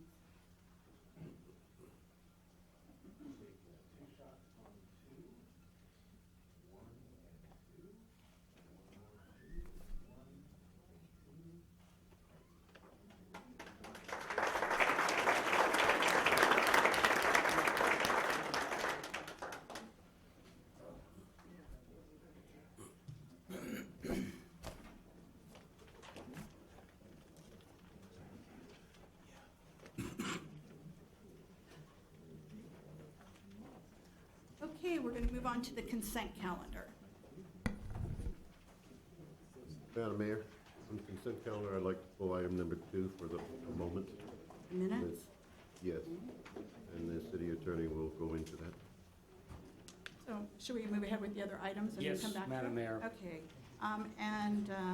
On the register of demands, I need to abstain on items on page 23, 303, 570, 303, 686, 303, 720. Those items are made payable to my employer, therefore I'm disqualified from voting on them. And with that, I'll entertain a motion. And I might as well say I have to abstain from the July 18th meeting. I was not there. July 18th, you weren't present on the minutes? So we have those 2 corrections then that you can deal with on that. So can we have a motion on the other items? I make a motion that we approve the items. Second. Okay, it's been moved by Martinez, seconded by Hanson, that we approve all but item 2 and the items that were removed from the register of demands. Can I have a roll call, please? Councilmember Hanson? Yes. Councilmember Hoffmeyer? Yes. Councilmember Guillen? Yes. Vice Mayor Martinez? Yes. Mayor Littmans? Yes. And now the minute discussion. Yes, Madam Mayor, Councilmember Hanson brought it to our attention that on the July 18th minutes, during that council meeting, there was a closed session that the council did conduct, and the minutes do not reflect that Councilmember Hanson did advise the council that he was to recuse himself from that closed session because of his proximity to the project that was being discussed in closed session. We would therefore ask that the council approve the minutes July 18th as amended, which would include Councilmember Hanson's recusal. Okay, so now we'll entertain a motion on the minutes with that correction and a notation that Councilmember Hoffmeyer will be abstaining because he wasn't present. Correct. Motion? Motion to approve. Second. Okay, moved by Martinez, seconded by Guillen. May we have a roll call, please? Councilmember Hanson? Yes. Councilmember Hoffmeyer? Yes. Councilmember Guillen? Yes. Vice Mayor Martinez? Yes. Mayor Lemons? Yes. And that would leave the last item for approval and a motion, the items that were removed from the register of demands. Make a motion to approve those items. Second. Moved by Hanson and seconded by Guillen. May I have a roll call, please? Councilmember Hanson? Yes. Councilmember Hoffmeyer? Yes. Councilmember Guillen? Yes. Vice Mayor Martinez? Yes. Okay, we'll move on to new business, item number 8, award of a contract for Spanning Park Learning Center roof. Yes, Madam Mayor and Council, as part of this fiscal year's budget, we plan to continue re-roofing city facilities around town. This year's re-roof project will take place at Spanning Park and actually includes 3 separate buildings. We got some good bids, and the lowest bid, I'm happy to say, is well below the budget amount, and our Public Works Director, Chris Cash, will handle the item. Chris? Thank you, John. Madam Mayor, members of the council, as John mentioned, as part of this year's capital improvement budget, funding was programmed to replace the roof at the Spanning Park Learning Center. On July 20th, bids for this project were opened, and 3 bids were received, with the apparent low bid submitted by A1 All-American Roofing of Paramount, California, in the amount of $83,340, which is $30,660 below our budget of $115,000. The high bid was in the amount of $108,425. The total low bid consists of 3 components. The base bid, which is actually the roof for the Learning Center, as well as 2 optional bids, both for the park restroom building at the park, as well as a pump house at the park. All 3 roofs will be replaced under this bid, and we are recommending award. Be happy to answer any questions. Thank you. Any questions for Chris? Entertain a motion? Make a motion to move the item. Second. Moved by Hoffmeyer, seconded by Hanson. Roll call, please. Councilmember Hanson? Yes. Councilmember Hoffmeyer? Yes. Councilmember Guillen? Yes. Vice Mayor Martinez? Yes. Mayor Lemons? Yes. Item 9, rejection of bid for the 2017 Ford Transit. Yes, Madam Mayor and Council, in our Recreation Department, we're replacing a vehicle. Our first idea was to lease this vehicle, as we had some success in other departments doing this. However, we weren't satisfied with the bid and think we can do better. So we're recommending rejecting the bid, and Dave Johnson will handle this item. Dave? Thank you, John. Madam Mayor and council members. The after-school grant, the ACES grant, actually does allow us to lease a vehicle.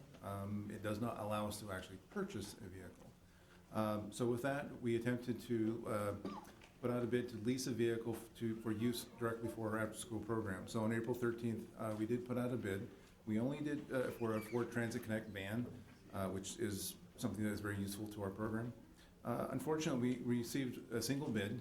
It was in the amount of $29,000, but more importantly, the monthly amount was $639.92 to lease it. And over that 3-year lifespan, we would essentially have paid for the entire vehicle. We certainly did not, we found that excessively high, as we determined there's really not a lease market for that type of vehicle. So at this point, we see it really not in our financial interests, our best interest to lease the vehicle at this point. As John mentioned, we'll look for other alternatives to find a way to get a vehicle leased for that program that's much more reasonable in price. So at this point, we're recommending that the City Council reject the bid for the lease of the 2017 Ford Transit Connect for fiscal year 17. All right, thank you, David. Are there questions? Make a motion to move the item. Second. Okay, moved by Hoffmeyer, simultaneously seconded by Hanson and Martinez. So we'll go with Hanson, and we can have a roll call, please. Councilmember Hanson? Yes. Councilmember Hoffmeyer? Yes. Councilmember Guillen? Yes. Vice Mayor Martinez? Yes. Mayor Lemons? Yes. Item 10, interim urgency ordinance number 1089. Yes, Madam Mayor and Council, as you recall, last month we presented to you a moratorium for what is called accessory dwelling units, or better known as granny flats. We want to adopt new rules in our code to counter recently adopted state legislation that takes away all local control from this.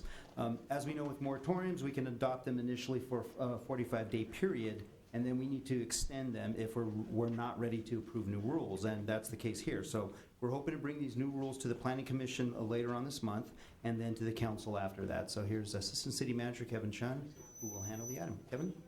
Yes, thank you, John. Good evening, Madam Mayor, members of the City Council. As you'll recall, an initial moratorium to temporarily prohibit the issuance of permits for any accessory dwelling unit, or ADUs, which are also known as, John mentioned, granny flats or second units, was established by the City Council through an interim urgency ordinance on July 5th for a 45-day period. This item tonight is a request to extend this moratorium. The moratorium applies to the R1, R2, RM, PDP, and PDPS zones. This moratorium extension is needed to allow staff time to amend the zoning code regarding ADUs, review these changes with the Planning Commission, and then bring an amended zoning code to the City Council for adoption. As I reviewed with you last time, there are new state rules for ADUs as a result of legislation that went into effect on January 1st of this year. This new state law takes away local control by making approval of ADUs ministerially and limits local regulations. This is part of the state's goal to address its housing shortage and to make more housing available as quickly as possible. This new law only applies to properties with one house on it and only applies to residentially zoned properties. This moratorium extension would add 22 months and 15 days, which is the maximum allowable by state law. However, staff expects to complete this work prior to that time. Again, this moratorium is based on protecting the public health, safety, and welfare. During the moratorium, permits for ADUs will not be issued. It will not apply to home additions, and this extension will require a four-fifths vote of the City Council for approval. During the moratorium period, staff will analyze and explore whether local restrictions such as those shown here are allowable by the state and can be included in our zoning code. We believe that adopting these restrictions would help to lessen the potential impacts in our neighborhoods created by this new state law. So with that, staff asks your approval for this moratorium extension, and I'll be glad to answer any questions. Thank you, Kevin. Questions? If not, I'll entertain a motion. Motion to approve. Second. Moved by Martinez and seconded by Hoffmeyer. Can we have a roll call, please? Councilmember Hanson? Yes. Councilmember Hoffmeyer? Yes. Councilmember Guillen? Yes. Vice Mayor Martinez? Yes. Mayor Lopez? Yes. We'll move to item 11, an oil report on the air and soil update. Yes, Madam Mayor, before we start our monthly air quality update, I'd like to mention a couple things. Some of you may have heard that Assembly Bill 1132, which was Assemblymember Cristina Garcia's bill, was signed by the governor yesterday. This is the bill that gives the AQMD the authority to more quickly shut down a business that is polluting. And if you recall, we sent a letter of support to the Assembly member for her bill back in April. We were the first city to support this legislation on record. Also, one other thing, we recently produced a brochure that's at the back of the chambers, and I had this in your Friday memo over the weekend. Mostly everything we've done since we were hit with the news about the extremely elevated levels back in October is in this brochure. We do have a Spanish version coming soon. That should be available hopefully by next week. So that'll be available too. They'll be available at all the counters at City Hall, the Yard, and other facilities.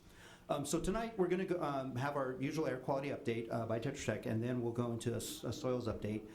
As you know, DTSC has approved the test results for soil and dust sampling that were taken at Village Park earlier this year. And then we'll end it with a quick discussion about our consultant.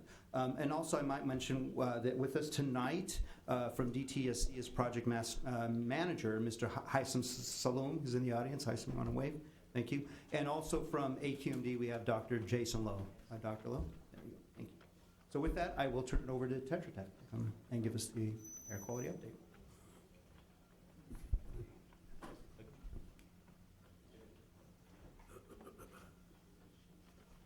Thanks, John, Madam Mayor, and honorable council members. Let's see.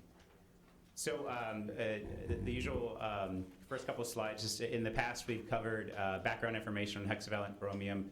We've summarized the AQMD's regulatory approach and enforcement efforts.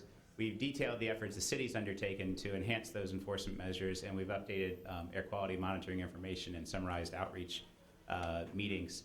Tonight we want to focus on a couple of those topics and reiterate some points and go back and revisit some topics that have come up more recently. Namely the air quality reference points. We want to talk about that from a regulatory enforcement and public health standpoint, update regulatory enforcement actions by the Air Quality Management District along with some recent actions that County Health took in the last couple of days here that were referenced in some of the speaker comments. And we'll also give an update on the recent air quality monitoring data. So we'll start with a few slides on regulatory and public health reference points. And we've covered this in the past. If you recall some of the initial briefings that were given, we talked about the health effects of chromium-6. What is chromium-6? What are the health effects? What are the regulatory levels? We had some questions more recently. So at the last subcommittee meeting of a week and a half ago or so, there was an update given. There were some follow-up questions as a result of that update. So we wanted to try to dive a little bit deeper into this topic to make sure everyone understood it. So first, we have a couple of slides on health risks of hexavalent chromium. There's a couple of different agencies and organizations that have provided public health assessments of hexavalent chromium, namely the California Office of Environmental Health Hazard Assessment, or OEHA. They've established that there's a chronic inhalation reference exposure level, an REL, of 200 nanograms per cubic meter. So that's one number to keep in mind. Basically, levels above that don't indicate that health effects will occur, but the chances of those health effects occurring increase. They also, most notably, have a calculated cancer risk. It's 0.045 nanograms per cubic meter. So exposure for an entire lifetime from all sources of chromium-6, combined for 30 years, 24/7, increase your cancer risk by 25 in a million. So if you're exposed to it for shorter periods or different levels, you have associated lower or higher cancer risks. But I want you to remember that 0.045 nanogram per cubic meter number and that increase of a 25 in a million cancer risk, because I'm going to come back to it in a couple of slides here. There's other organizations. I just highlighted one here, the Occupational Safety and Health Administration, OSHA. You may be familiar with OSHA. They provide, they regulate workplace safety.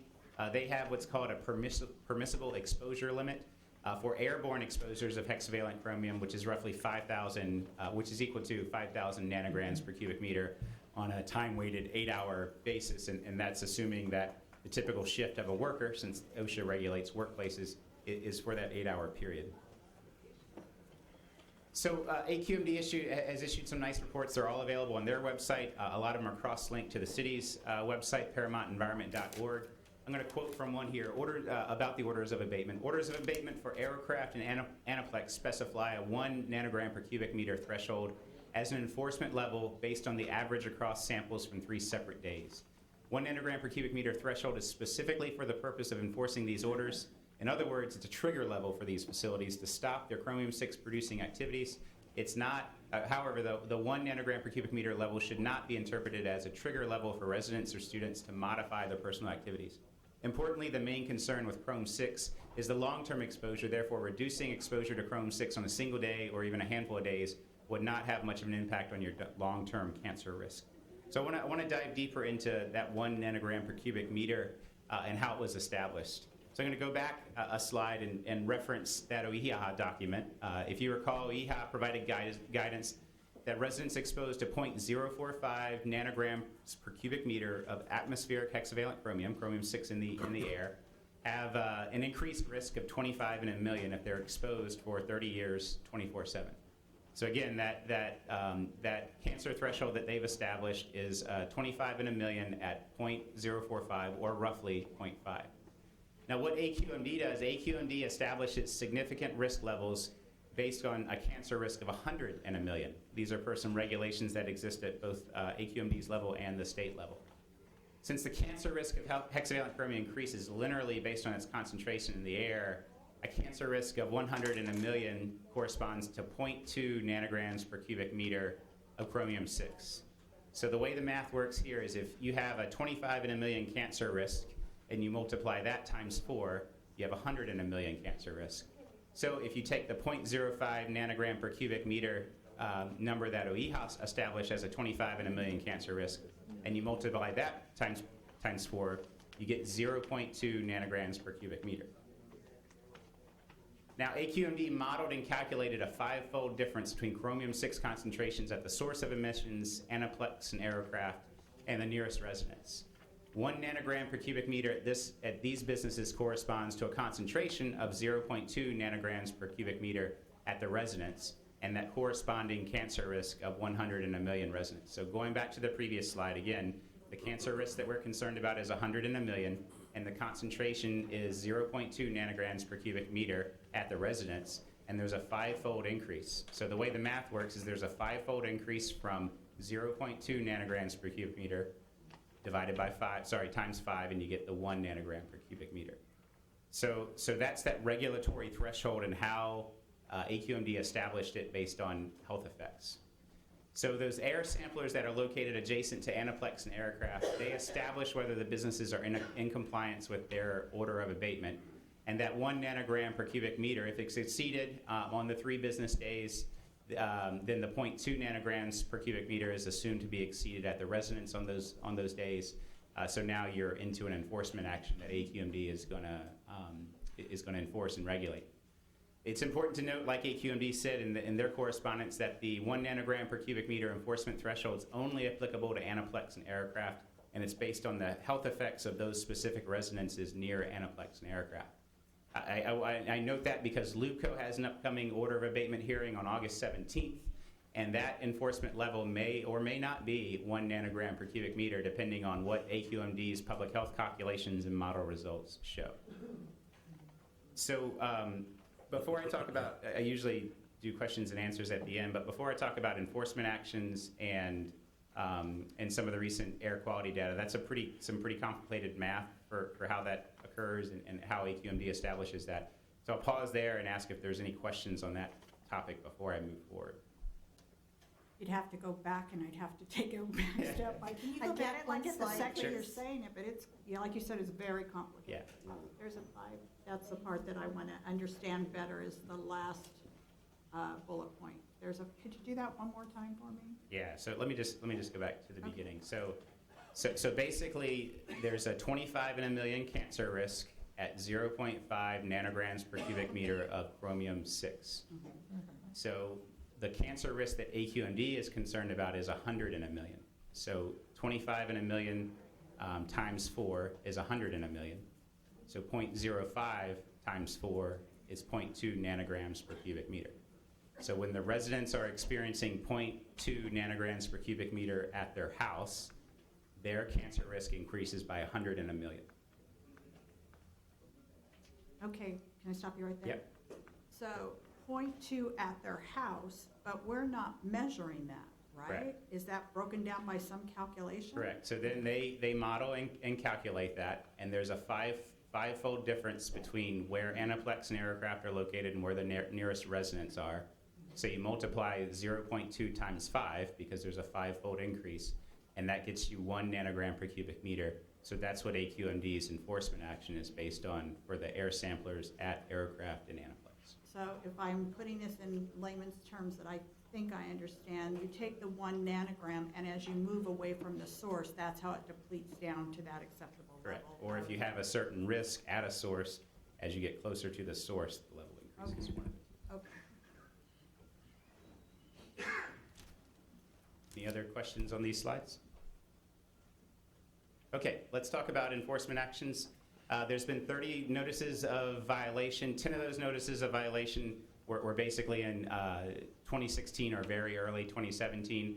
More recently, there's been 20 notices of violation in the majority of this calendar year. The vast majority of those have been with Carlton Forge. There have been some at Anaplex Aircraft and ST&I as well.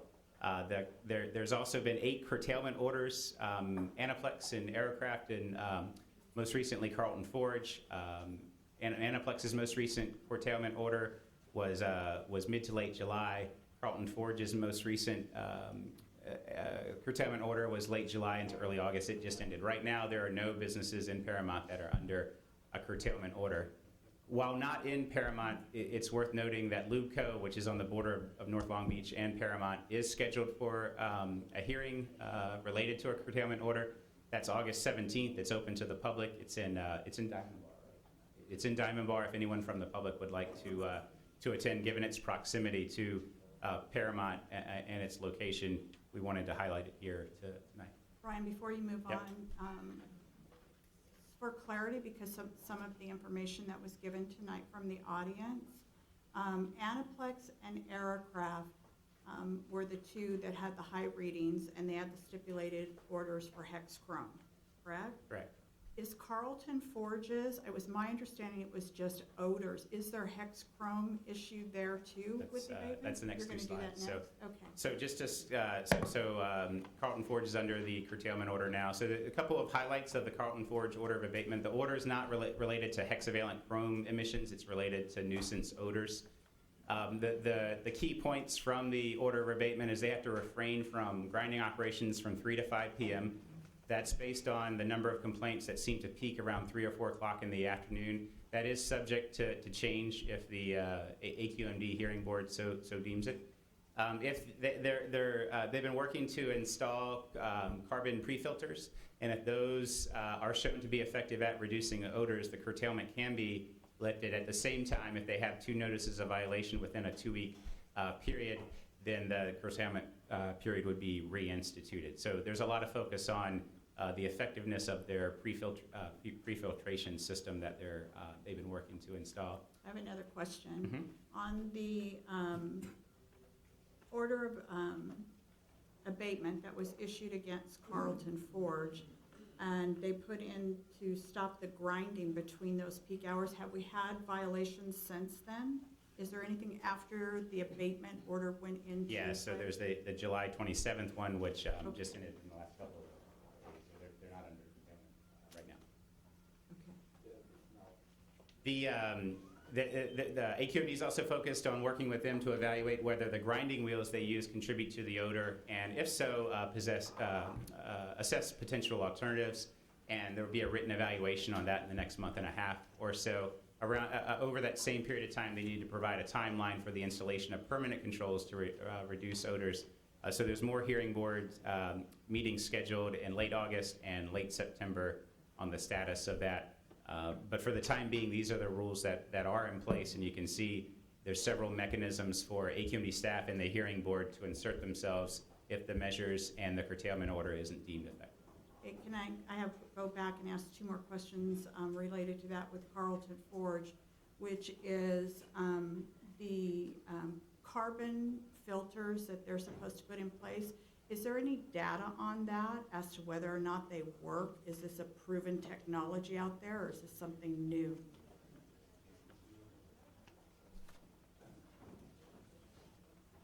Did the air go out? So I try to turn it down as low as it can. Yeah, I think it went out. Hey, Chris, can you open the back door over there, Chris? Thank you. Really getting warm. It is very warm. I'm sorry. No, that's okay. So by way of introductions, Jason Lowe, South Coast AQMD, Mayor, members of the board. Carbon filtration is kind of a standard technology used for odor abatement. Many odors are in the gaseous or particulate form, and carbon beds essentially can trap some of these various gases that typically produce odors. It's not guaranteed, which is why this is kind of a demonstration period, at least my understanding. I know just through the discussions that we have at AQMD, the engineering department is the lead on it, but I do have some understanding of filtration, having worked on projects related to that. Right. So in general, my understanding, this is kind of a demonstration portion, which is why it's kind of a 6-month provision until more evidence can be gathered. And based upon the results of this, essentially, then we can recommend further more permanent action. Now, you use the word demonstration. Does that mean they're bringing in temporary equipment right now? So my understanding is when the odors are coming out, the carbon beds are put into place to essentially remediate the immediate odors. So they're not permanent structures right now, is that what you mean? I'm not certain. Again, I'm not the lead for that particular portion, but my understanding is And they're planning to test this for 6 months? at least this particular aspect of control. Okay, because my next question was going to be, when is the ETA for installation? So they want to see for 6 months what happens with these temporary carbon filtration systems before they install anything permanent. That I'm not sure. Again, like I said, I think it just kind of depends on what this test shows in terms of what level of controls are necessary. If this doesn't work, then they have to propose something else. So basically, it's just a pilot. You're saying basically it's a pilot program? My understanding is yes. Anyone else before? Yeah, before you sit down, sir. Question, although this abatement order is for the odor nuisance, can you explain, it says in July of 2017, the South Coast Air Quality Management District air monitoring stations at Carlton Forge documented elevated emissions of hexavalent chromium.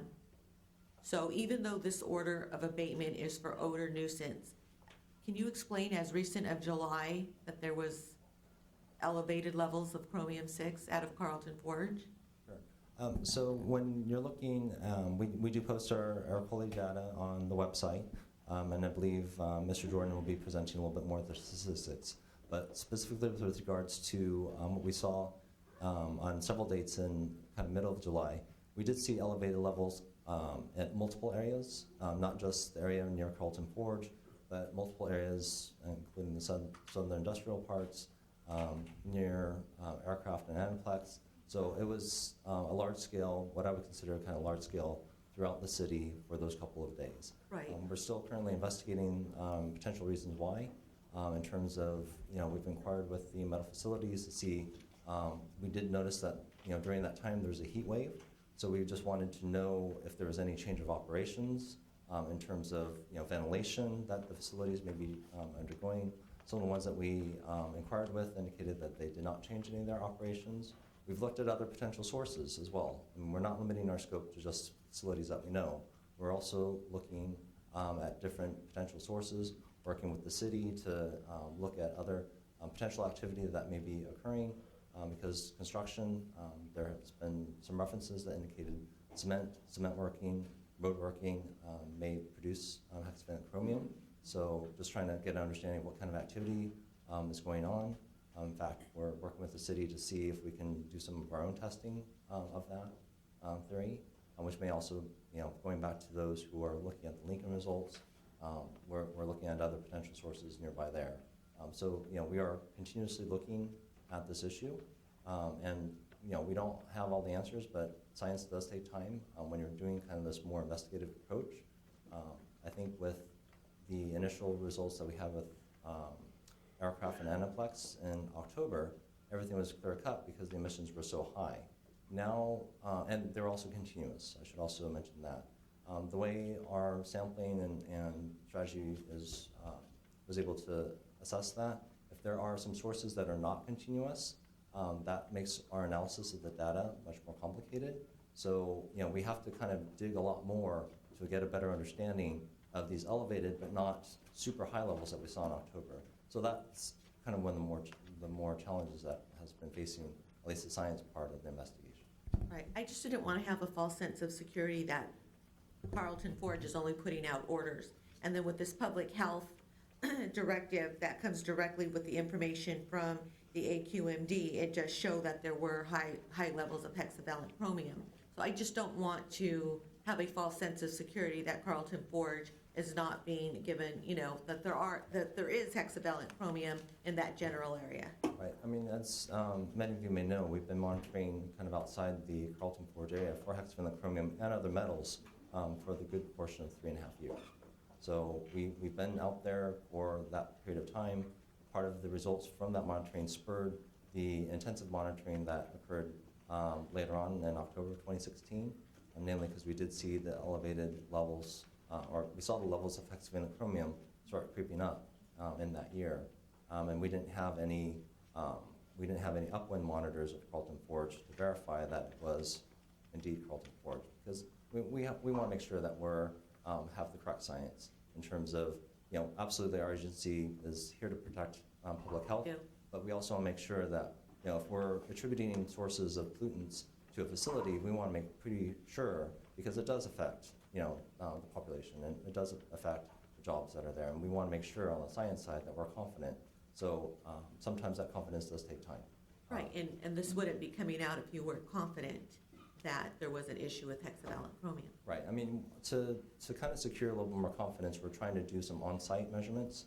That helps us. That's another piece of the puzzle. We've done that at some of the other facilities in Southern Paramount, assessing the data, connecting it to perhaps ambient values.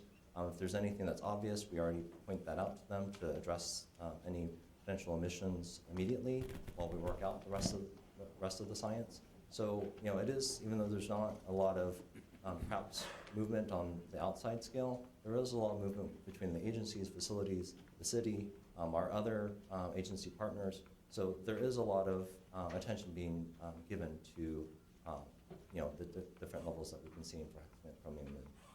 So again, just for clarification, in the July dates that Councilmember Guillen brought up, you're saying that there were elevated levels throughout the city at several different monitors, which makes it not possible for you to determine what the source is, so you can't roll Carlton in and you can't roll Carlton out. Yes. Correct?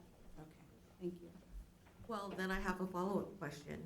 Then why did the public health indicate in a letter to Carlton Forge that there was elevated levels, that they were emitting elevated levels of chromium-6? And you just said yourself that they wouldn't put out a notice like this unless they were certain, because of the issues concerning the business and production and that type of thing.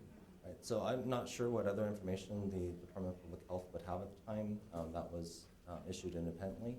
So we'll be working with them. They're our partner on our interagency collaboration. So we'll be able to better understand the directives. I mean, at the end of the day, the directive was to work with AQMD and, gives us increased,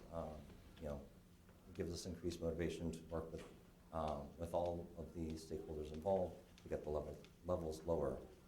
Regardless of the assessment, we're doing our own assessment of the different facilities to be able to bring that information. If they have more information for the basis of that directive, we're hoping that they would share it, and then that would assist us a little bit more with our direction. Thank you. Thank you. You can continue, Brian. Good segue.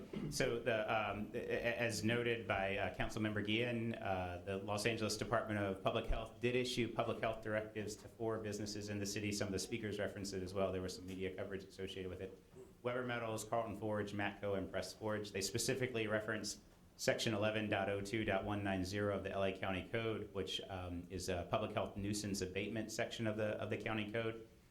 The 4 businesses have to take, they were given a very similar letter. All 4 of them are required to take necessary actions to eliminate the public health nuisance, which may include partial or full suspension of operations. They were given 24 hours to respond to the directive, and they have to copy AQMD on all correspondences. So effectively here, County Health is pushing the businesses using the code enforcement mechanisms they have in place to work with them and AQMD on issues that may be related to them potentially shutting down if a nuisance were to be identified. As of this morning, 3 of the 4 businesses had already replied. It was Weber Metals, if I recall. That was the one business that hasn't, as of this morning, hadn't replied yet. The other 3 had replied to the county. And there's copies. I have copies of those if anyone's interested, as does City Manager Marino. Air quality data. So in the past, we've talked about air quality data. There's been well over 1,000 samples that have been taken in the city, not related to the schools. It's the citywide sampling. And what we talked about as past meetings is a general improving trend over time. If you look at the number of samples taken in December, there were just over 100 samples. If you move towards June, the samples were approaching 200. But the average number of sites that were reading over 1 nanogram per cubic meter was generally trending down. If you start in December, you had 6, and if you look at June 2 months ago, there were 2. So things were generally trending in the right direction, but things took a fairly dramatic turn over the past month or so. You can see with 200 samples, 18 of the sites are currently, for the month of July, are averaging over 1 nanogram per cubic meter. Dr. Lowe referenced some of what led to this. In mid-July, there were some very high increases in parts of the city, much higher than anything that had been seen for several months. Not as high as what was seen 9 to 12 months ago, but much higher than what was averaging the previous months. Interestingly, some of those readings were taken on weekends. There was a heat wave going on. As Dr. Lowe mentioned, AQMD, in consultation with many other folks have been working to try to understand what may have caused the increase and whether that is going to change the trend, whether it's a blip that had something to do with a one-time event or not. So we're continuing to, AQMD is continuing to take the data, the monitoring data, identify potential sources, and like Dr. Lowe said, working with the city and others to identify sources that maybe haven't been clearly understood yet, perhaps construction activities, perhaps businesses that they aren't aware of, or a variety of other theories that are out there. This is the map just highlighting similar information graphically. There's 34 sites. Now you can see sites 29, 30, 33 down in the bottom right. Those are the sites associated with Lubco, which is at the border of North Long Beach and Paramount. And most recently, just with 1 or 2 samples so far, is a new site 34, operated just north of the industrial area in town. The distribution, about 80% roughly of the 75% of the readings of the 1,250 samples have been at 0.99 or below. Roughly 15% of the samples are at 1 to 1.99, and then just a little less than 10% of the samples across the city are have been reported at 2 nanograms per cubic meter or higher. There's been roughly 500 samples taken at school sites. Roughly 94% of those have been at 0.99 or below. 15 samples were in the range of 1 to 2, and another 14 samples were higher than 2. The way this breaks out by schools, the schools are listed in the left column there. The sample period is the next column over. The total number of samples taken at the schools is listed, and you can see both the mean and the median for reference. I'll draw your attention to site number 25, which is adjacent to Lincoln School. The average of those 49 readings is 58. The median is 0.27.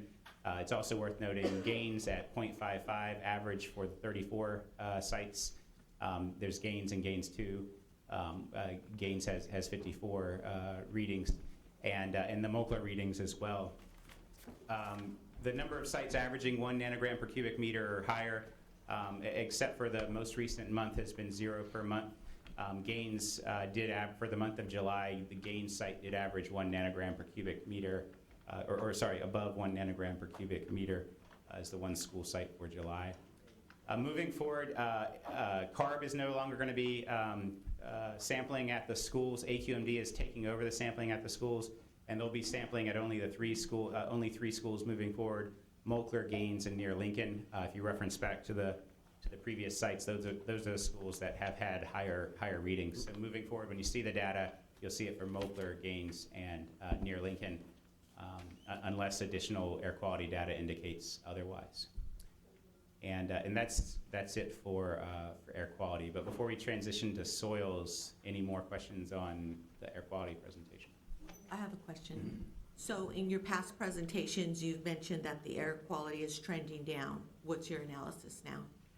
Yeah, so I highlighted on this slide right here. It was trending down, and then it took a dramatic turn in July. You can see there from December through June, the average number of sites that were above 1 nanogram per cubic meter went from 6 to 2. In July, it took a dramatic turn up to 18 last month.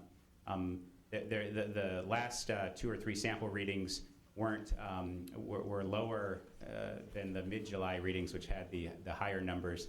So I know something AQMD staff is working closely on is what the next couple of sample rounds look like, to see if August trends like July or goes back to the trend of April, May, June, where it was getting better. So we're hoping in August we start trending down again as opposed to continuing upward. Okay. We always hope we're trending Right. down, yes. Thank you. So Randy Westhouse is, any more questions? All right, so Randy Westhouse is going to talk about soils.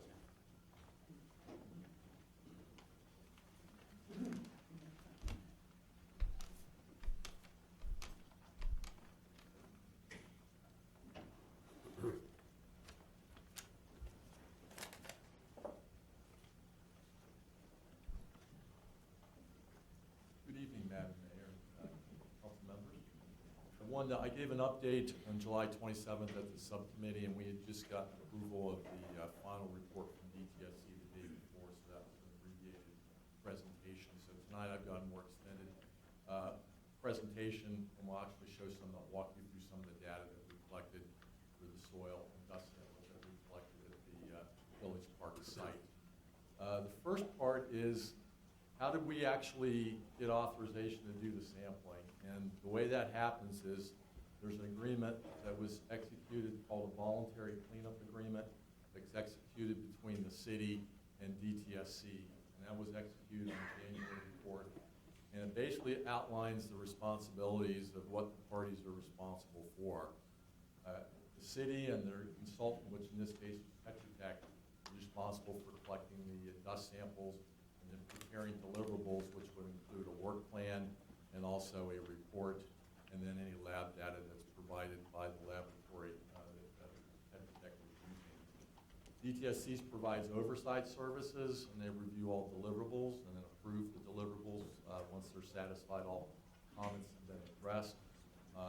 It's also a mechanism where the city pays DTSC for the oversight. That mechanism is a cost estimate that's provided in there as well by DTSC. And they also were requested split samples, and they were in the field while the field work was being done in March, and we're overseeing and collecting both dust and soil samples as well, and I'll go through that as well. So we met with, both the city and Tetra Tech met with DTSC on January 11th here at the building here, and to plan out the sampling activities. DTSC had gone to the park previous to that meeting and actually had a one-page map that pretty much showed proposed sampling locations for both soil and dust samples that were going to be collected. We went through that, discussed that, and came in agreement with those locations. So the next step was to prepare a work plan, and this work plan is actually on the city's environmental portal. So if you care to take a look at what the final work plan was, it's provided on the website. And basically, the work plan is the procedures on how we're going to collect samples. There's a map showing sample locations, how many samples we're going to collect, what laboratory analysis that we're going to run, and also what split samples are going to be collected and items like that. So part of the process is to collect split samples of both soil and dust. For the soil samples, we actually split the samples in the field per the procedures, and it's basically a procedure where we're doing it in the field and actually from the same location, just taking two different samples. For the dust samples, you can't really do the dust samples, split those in the field because we're collecting them with a vacuum cleaner and it's a filter, so it's best to do that in the laboratory. So those samples were actually split in the laboratory. So the split samples, one set of the samples were submitted to a laboratory called American Environmental Testing Laboratory.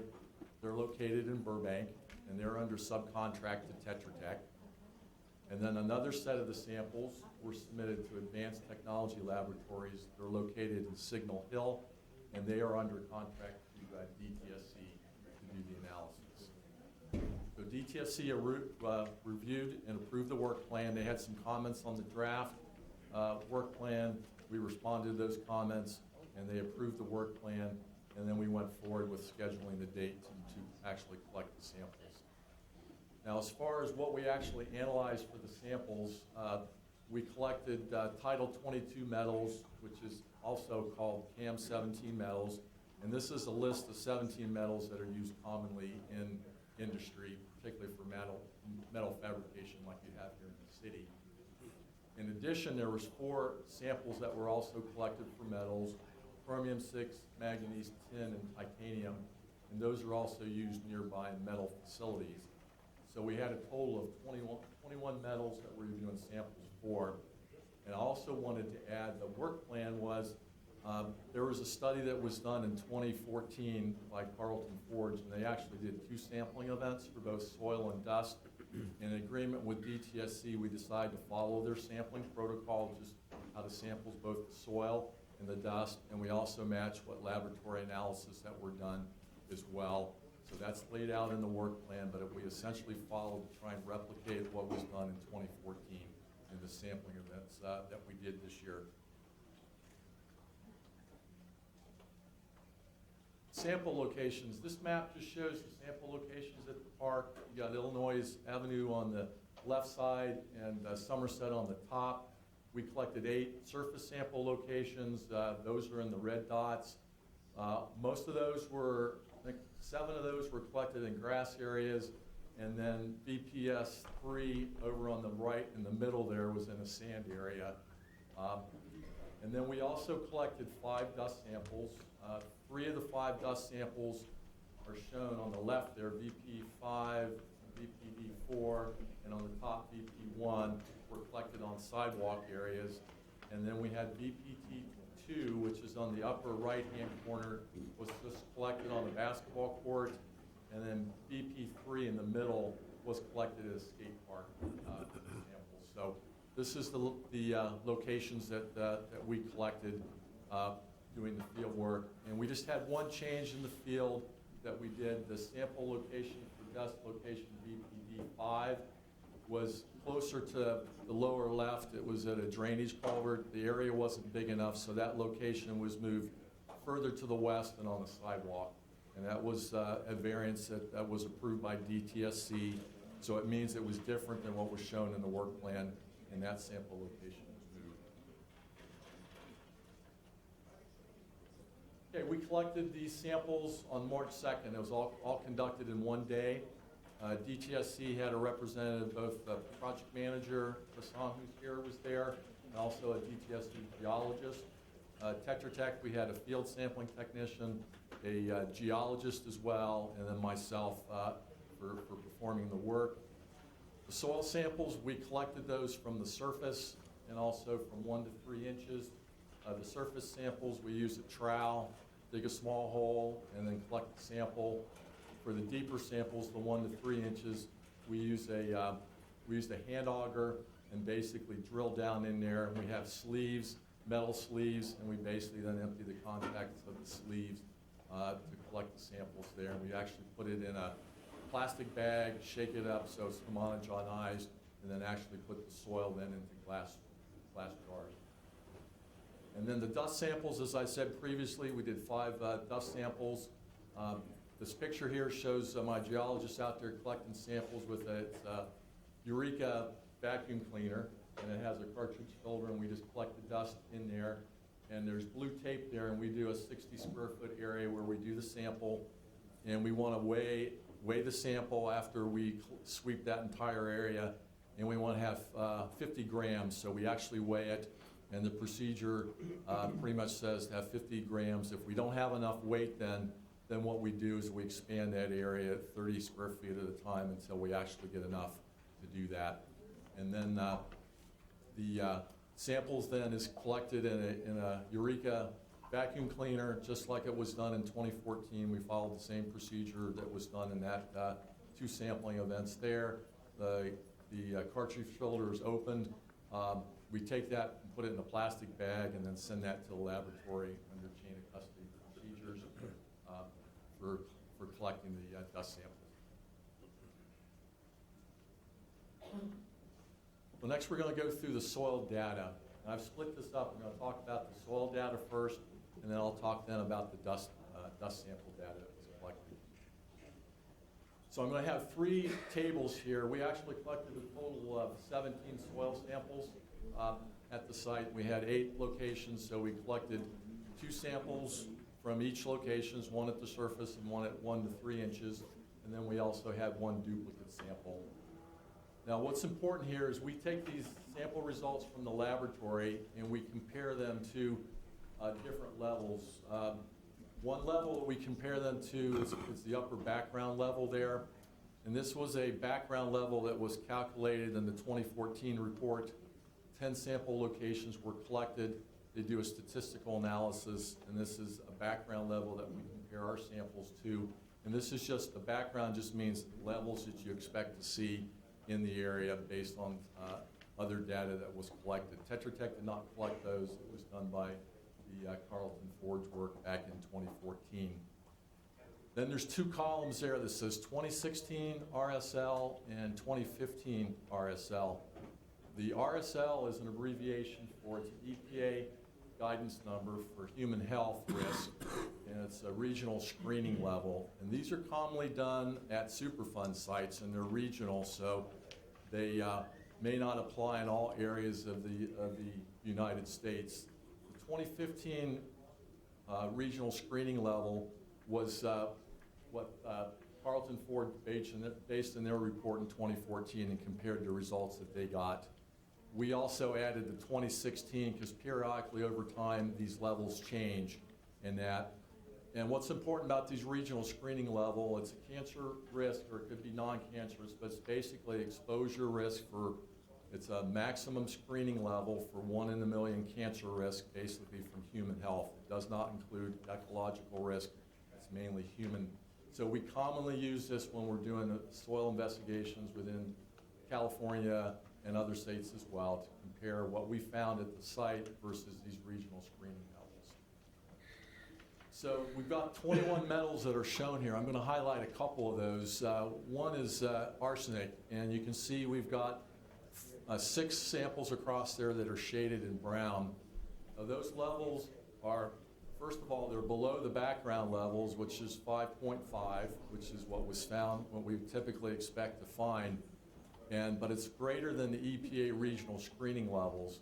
And the reason that there's on the regional screening levels, in Southern California, DTSC has done a study. They've done several school sites within Southern California for background for arsenic, and they found that the arsenic background levels in California are much higher than what you would see for the EPA when they did their regional screening levels.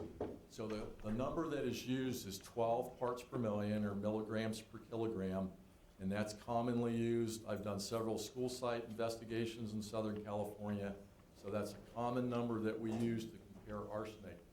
So the numbers there are just showing that it's greater than the RSL, but based upon DTSC studies of 12 milligrams per kilogram, it's well below that background level, and that's what we use, so we don't see that as a risk to humans in the city based on using that guideline. On the bottom of the chart, you see hexavalent chromium. I know that's been a issue here in the city, and from the results that we're seeing, it has a very low regional screening level. You can see it's a 0.3. So the data that we show, there's R's there. Basically, we have found the hexavalent chromium at non-detection levels, but we have a chemist that goes through that and validates the data to make sure that the data is real. That data was rejected because we're seeing at these low levels near the detection limits, we're seeing interference from the soil and the dust. And what's going on is it's a reductive, and a chemist, what that basically means is the chromium-6 is not staying around very long. It's being converted to chromium-3, and chromium-3 has a much higher regional screening level. It's up to 120,000 milligrams per kilogram. So it's much less toxic than chromium-6. We've also got 4 out of the 6, we actually have very low levels, and that J flag means that it's estimated values based upon this low recovery that we're seeing when we did the data validation. And this is routine standard notice, and DTSC's reviewed that as well on the data validation, and their laboratory in Berkeley looked at and we actually prepare a memo that's in the back of the report for the samples that we collected that shows this as well. So the next table pretty much shows the same results for these 6 samples for arsenic. It's the same story there. They're all shaded, but below the upper background level of 5.5, and also DTSC's background for schools at 12. Now there's 2 results for vanadium. They're highlighted in blue. That's VPS 5 at the surface and also at 1 inch. They were above the background level of regional background level of 33, but you can see the regional screening level is 390.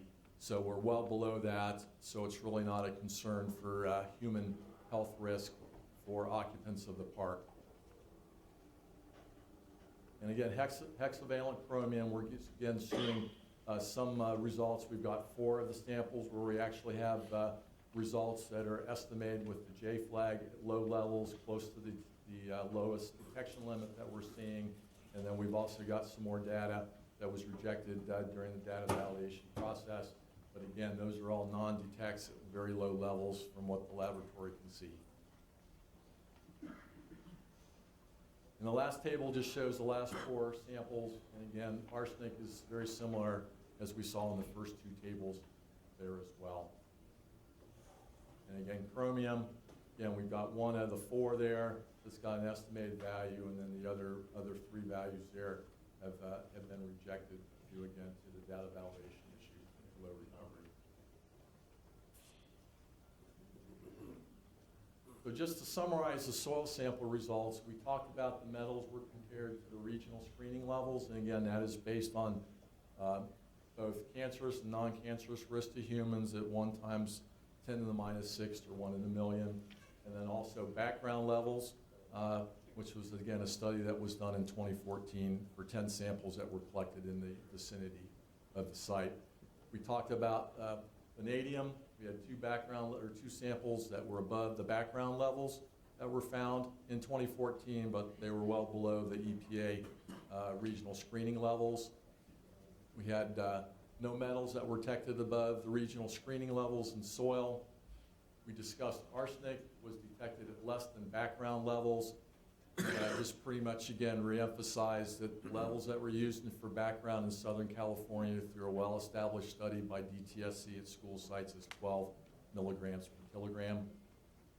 And then lastly, the chromium-6, we detected it in 9 soil samples, very close to the lowest detection limit the laboratory could see, and it's well below the EPA regional screening level of 0.3 milligrams per kilogram. Next, we're going to move on to the dust soil sample data.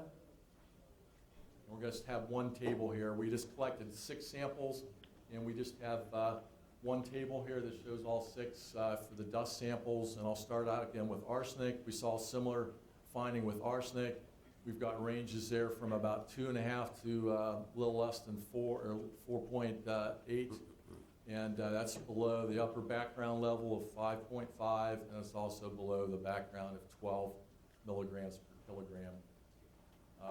We also have 1 shaded there, also in the gold there for cobalt at 23.8 milligrams per kilogram, and that's slightly above the regional screening level for 2016. That location, we also collected another surface sample there as well, a duplicate sample, that's VPD2, and it's the 3rd sample over there. That was collected at 21.2. You take the average of those 2 samples, and it's around 22, so it's below the EPA regional screening level. So that does not seem to be a concern on the human health risk for that particular 1 detection for cobalt.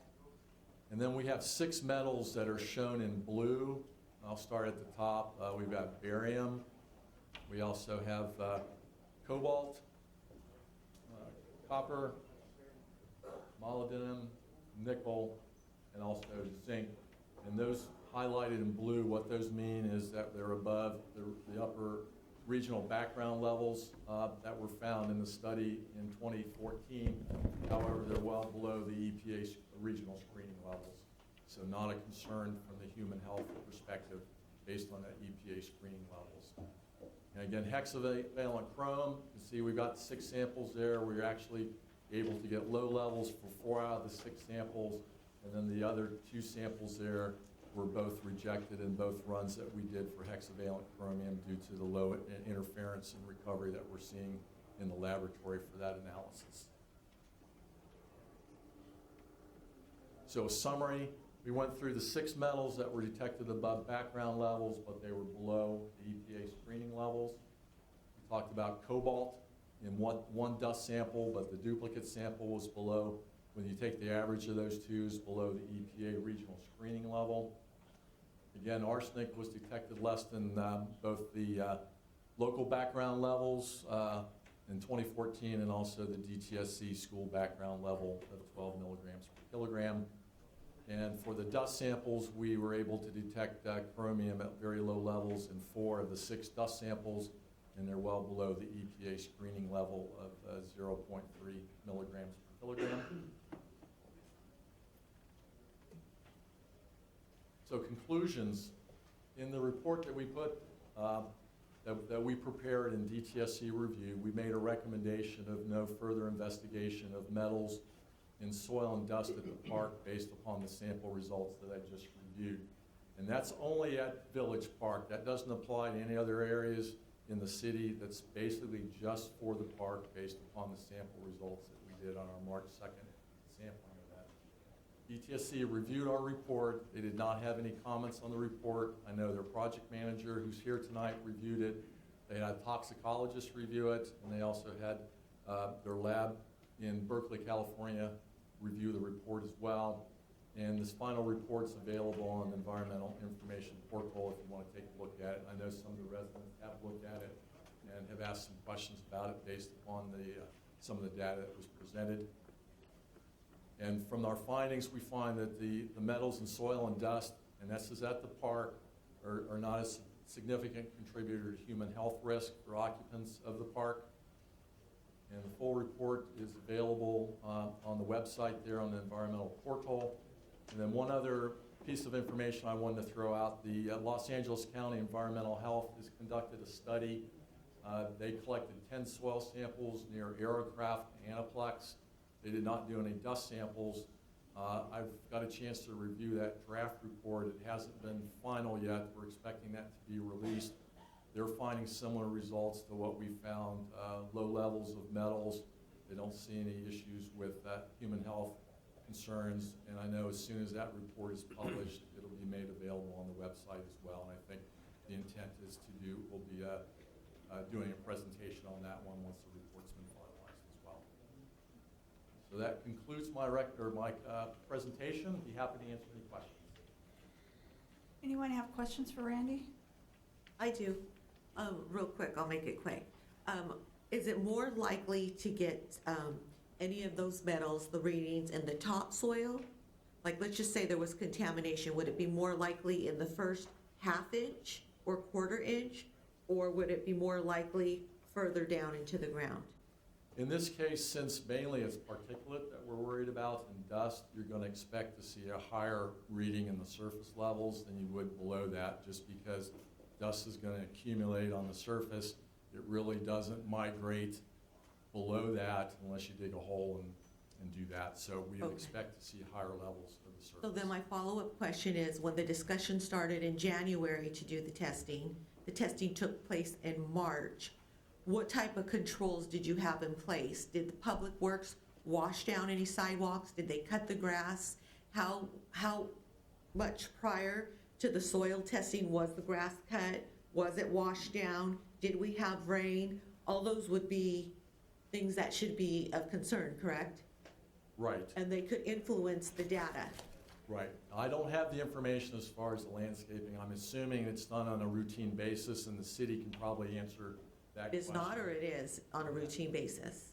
Well, I'm assuming they would cut the grass on a weekly basis, or, I can't answer that. I'm not. Correct, but I'm saying it could influence the reading, and based on the fact that we've had more rain this year than in any other year, that could also affect the readings, correct? It could, and we saw that in 2014. They did 2 sampling events there. They did one in a drier portion and one after rains or whatever, and those levels were compared, and it looked like it was higher for rain events than they were for when it was dry. So in this case, the sample we collected was during a dry period. I think the most recent rain was maybe a couple weeks before that, and we wanted to make sure we did it when it was drier in that. So the rain was only there maybe a couple months or a couple weeks before we actually did the sampling. Did you just say to her that on those previous ones that they were higher with the rain? Yes, again, they conducted 2 sampling events in 2014, one where it was drier and one when it was had rain events and sampled in short order after a rain event. Is there an explanation for that? Why? Because, like Councilmember Guillen said, you would think that that would wash something away, and instead it was higher?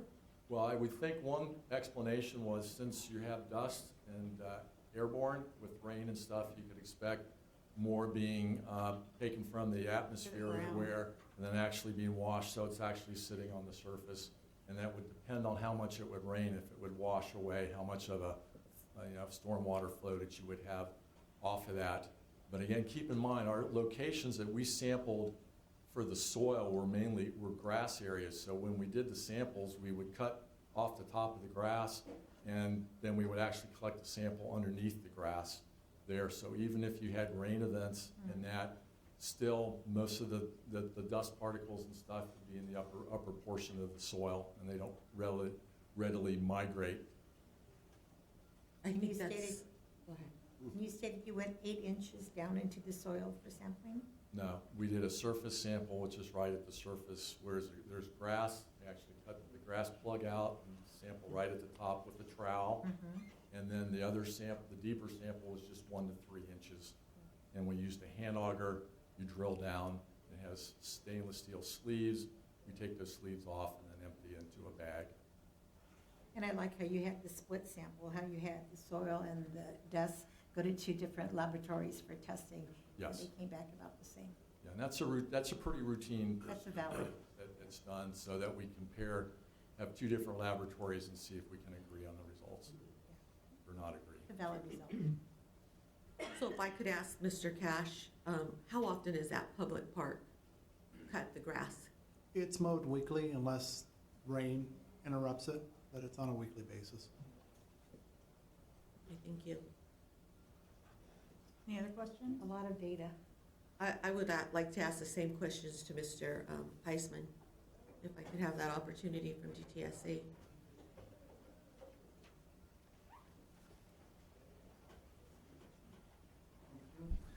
My name is Haitham Saloom. I'm a senior engineer with the Department of Toxic Substances Control. So my question is the same to you. Is it more likely, in your expert opinion, that you would get more accurate samples from the top versus going deeper into the soil? Usually metals are not very mobile, so you would expect them to be either on the top or a little bit below the surface in the soil. As far as the dust particle could be, blown by air or moved. When it rains, some of the dust particle move, but they move from one place to another.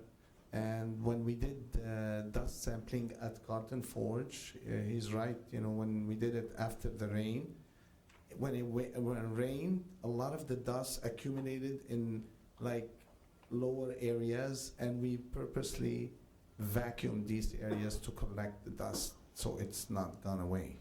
So you could have it this way with the dust, or that way. It's going to be depending on where you sample and if you try to collect the dust that is available on the surface. But some of that has to be guesswork then, correct? Because if you've had rain, you don't know exactly where the rain pushed the dust to.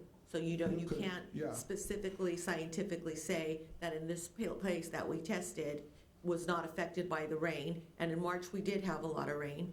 And then my second question to you is it your opinion that cutting the grass, let's say a day prior, would that have any effect on your sampling? I don't think cutting the grass is going to be an effect on the sample. I mean, he might say that it might. I really doubt that the grass is going to make a factor, because when you cut the grass, the soil is there. The soil doesn't move much, especially the metals. They don't move much in the soil. And what we did is we cut the grass and we sampled right under the grass on the surface, and then we sampled below the surface also from 1 to 3 inches. So heavy rain, would that affect your sampling? I mean, it could wash some of the soil to different areas, but depending on Yes if it's or no? steep, if it's steep, I mean, it's hard to tell. Right. It's really hard to tell, because Like when we did at Carton Forge after the rain, right after the rain, the levels were higher than when it was dry. And maybe because we were trying to guess where that soil is going and vacuum there But and that's just collect it, you there. were guessing. So I Yeah. just think that if we really wanted an accurate sample, we would have a controlled environment where we would say, let's not cut the grass for X amount of days, and let's make sure it hadn't rained for any disturbance of the soil. I mean, that just seems like common sense. So was that ever considered? You could do that. I don't know if it will make a difference. I really can't tell. But I personally don't think, as an expert, in this field, I don't think cutting the grass is gonna matter. But the rain. If you have a lot of rain and wash, like if you're looking at particles from the air and you have a lot of rain and wash the stuff away from the area, you could have less. I mean, logically. But in that case, 2 weeks before we did the village park, I mean, at Carton Forge, we had more in the soil and the dust. Yeah, that was in And the soil, 2014. it was the same, but we had more in the dust after the rain than we had when it was dry. But I would think terrain would have something to do with that, if Carlton Forge is flat versus rain hitting maybe a sloped area. But anyway, you answered my questions, and then I had a couple other questions for you. Do you think the city of Paramount has additional soil sampling that needs to be done? You mean in the city? Yes. To be honest, DTSC is looking at I can say 2 facilities in the immediate phase to conduct sampling or enforcement at, and we have about maybe 6 or 7 facilities that EPA, federal EPA, and DTSC is planning to investigate further. So we are looking at other sites and other areas to pursue sampling and possible enforcement in Can the you city share of that Paramount. information with us, which sites they're looking at? Can you share that information, what sites they're looking at to do testing? Yeah, I would prefer you not to, so that they don't have the ability to clean it up. Yeah, we're trying not to. Yeah, Okay. we're trying to be confidential at what Okay, the thank you. facilities are. My other follow-up question is, when the sampling was done and DTS took their sample and Tetra Tech took their sample, initially, was there any discrepancies? The only discrepancies, okay, they've sent it to their lab, and we have 2 labs. We have our internal lab that is really busy. So because our lab was busy, we send it to our contract lab. We contract with a private lab to do work for DTSC. We pay them. And our contract lab had different results just for chromium-6. And then we called in our internal lab, and our internal lab did the analysis. It coincided more with Tetra Tech's lab. And they discovered that our contract lab had an error, and they fixed that error. That was the only discrepancy that we And found. was it aired on the high side? Was the chromium-6 higher, or was it? It was higher. They forgot to usually when you do analysis, you have blanks and you have values and background. They forgot to deduct that. But this was a qualified lab that you had confidence in initially, Yeah, otherwise but you they wouldn't have did said an that. error, and that's why we had our internal DTSC. We had the general manager, the highest person at DTSC lab involved in this. We were very serious about it. So then I guess my only follow-up question is, initially you didn't want to use your lab because of the time frame, so you sent it out to a contract lab. Yes. But when the readings came back that they were significantly higher in chromium-6, then you sent it to your lab and you got the results immediately. So it just seems to me that if you could have got those results immediately, why didn't you just initially use that No, we lab? didn't get them immediately. It took a little while. Our lab is, we we have a lot of issues and a lot of samples that they deal with. That's why it took us longer than usual. Yeah, I it's think about that's why we have a 2 to 3 concern. months difference between getting the Tetra Tech results and the DTSC results because of the lab backup. That's what we were told. They had their results a couple of months earlier than you guys did. Yes, we took a while to do that.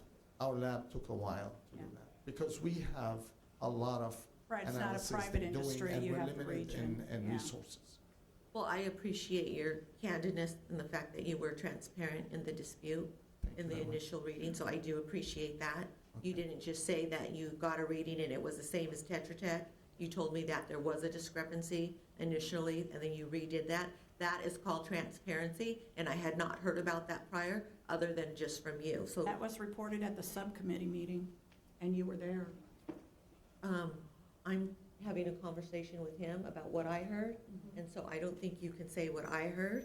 I can Yeah, only you're right, I articulate. can't say what you heard. You're absolutely right. Right, thank you. My other concern is, when you work across Los Angeles County, you deal with a lot of cities. And so when you see Paramount, a 4.6 square mile city, more or less, give or take a few blocks, and you know that we are directly or very in close proximity with industry and homes, do you see anything that we could do to ensure that we are on top of an issue, like perhaps having an environmentalist on staff? Do you see that in other cities like ours? I have to be honest, when we first started working on Carton Forge, dealing with the city was not easy. It was not, very cooperative, but I think later the city was very cooperating, and one of the cooperation was entering into a VCA with DTSC to conduct sampling, because originally the city was not cooperating in allowing us to sample at the park. And so I've seen that change. You're correct. Many cities have their own environmental specialists as their staff, and especially in cities where they have environmental issues, whether it's a small city or a large city. Large cities usually they have a big group of, they have like an environmental section dealing with issues. But they also hire consultants to do specific jobs, like we do the same thing. DTSC contract with consultants to do sampling work at the same time, but we have our own management of and coordination of the projects and of issues. Like I've been assigned to Paramount to coordinate a lot of the environmental problems here in Paramount. And Paramount is a unique city a little bit, because it's usually many cities, they have like industrial in parts of the city. Like I live in Cerritos, and in Cerritos we have like commercial industrial in one part of the city, and the other parts of the city is more residential. Paramount historically, has been like a mixed type of city, and there's a lot of issues.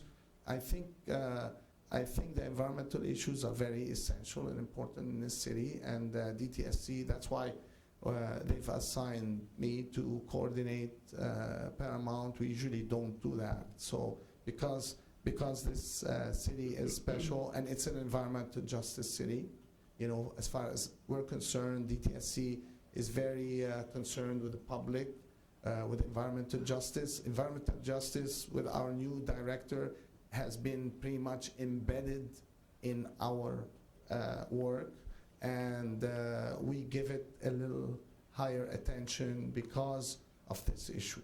So I think if the city decides to have environmental specialists as part of their staff, would be very helpful, and it could be beneficial for not just the city, for other agencies that deal with the city. Thank you. You're welcome. Thank you. Are you complete with your presentation? You're complete? Okay, thank you both. Appreciate it. Okay, we'll move on to the oral report on the West Santa Ana. Actually, yeah, Madam Oh, Mayor, you have there's something just, to add? yeah, there's just one more part of this, and we do have a speaker's card too as well to get to. Again, I just want to thank the presentation by our consultants on this air quality report and the soil testing at Village Park. We learned a lot today. Today, as Councilmember Guillen mentioned, we had a meeting, Councilmember Hanson and Councilmember Guillen, as well as the city attorney and myself, with Tetra Tech. And at this time, I would like to continue to use Tetra Tech, the soils teams, until the soil project with LA County Department of Public Health, which was mentioned earlier, has concluded and the results are presented to the council, which I anticipate that probably be next month, I'm hoping. Additionally, at this time, we'd like to accelerate our planned phase out of using Tetra Tech for the air quality technical assistance and the public engagement portion of the project. As you know, Tetra Tech has taught us a lot, but I think it's time that we do phase out with the use of that part, again, the air quality technical assistance and the public engagement. The city will continue to request air quality data reports through AQMD. So, Yeah, I know that you were scheduled for a phase-out. Is there a reason for expediting it, other than you feel you're wrapping it up? yeah, we've come to a point that we feel comfortable and that the relationship we've established with AQMD has helped. You see, we have Dr. Jason Lowe in the audience here tonight, and he was also present at the subcommittee meeting, so. Okay, is that it, John? That's it on this. Okay, Oh, well, no, I'm sorry, we do have a speaker's card. Oh, yep, speaker's card. And then, John, I would like to elaborate on the other issue that we discussed, and that was after having this 3.5-hour meeting and speaking with the consultant, that we as a group came to a consensus that if we could recommend to the chair, Councilmember Hoffmeyer and Vice Mayor Diane Martinez, that we extend the ad hoc committee, the subcommittee, through the end of the year. So we would like to make sure that it goes through the end of the year. And then we also came to the consensus that during these last sessions that we have through the end of the year, that the public would get to ask questions for clear transparency. I thought, Kevin, didn't you state that our committee goes until December 2017? And Well, what I mentioned at the last subcommittee meeting in July was that subcommittees by the Brown Act, and the city attorney can correct me here, needs to be for a limited term purpose. yes. And typically, subcommittees like this would last approximately a year's time. But in this case, because the subcommittee has a purpose, which is to come up with regulations that can be added to our zoning code addressing metal companies. We were hoping to wrap up that work in the next couple months because we believe that we're close. And that's what I reported at the last subcommittee. And that would be my oh, I'm sorry, Diane. Go ahead. That would be my question, based upon some of the audience feedback, is they want the subcommittee to wrap up their work so that they can make the recommendations so that we can put the new regulations in place. So my only question would be, I have no problem extending it if it's necessary to extend it to filter the information. If not, I'd like to move forward so that we can get these regulations in place on these companies. And we discussed that today, and we felt that there was no issue working parallel with pushing the ordinance forward and also continuing the subcommittee just till the end of the year. I'm so that comfortable we with give that. the community a chance to ask the questions and get the answers. It's not going to slow down the ordinance process. It's going to work parallel with it. Then I would And have, that's what we I would have no discussed. objection. I just want to move, I want to move the discussion forward on the ordinances. Okay, so we're comfortable. Do we need a vote that we'll continue it until December? Okay, there's a consensus. Yep. that's No to objection. move it- And Keep then it for till public- December, but maybe we could have Kevin explain really what the job of the subcommittee is and how they operate. Sure. So everybody knows. Sure. Well, and this was, as it was explained from the beginning, that typically what a subcommittee is for is when there is a difficult or a complicated issue that's before the city council, rather than have lengthy multiple discussions on that issue at city council meetings, which takes time and takes time away from other business that the council's trying to do. What a city council will do is form a subcommittee to separately study that issue with 2 city council members and typically with other staff members. And it's to research an issue, vet the issue, come up with recommendations to then take back to the city council. So typically, a city council subcommittee is a working group. It's to take an issue, study it, and then come back with a product, if you will. So that's the same concept here. And we've explained, at our meetings that that's what this group is meant to be. It's meant to do work and then to come back and bring back recommendations to the city council. Now, while that's typically what a subcommittee does, that doesn't preclude the public from being a part of the meeting.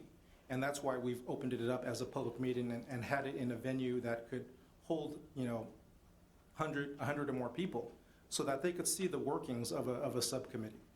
And they've done that. Now, early on, there was a request by some members of the community to allow participation in the subcommittee. That's a little atypical, but the city council agreed to do that in a representative way.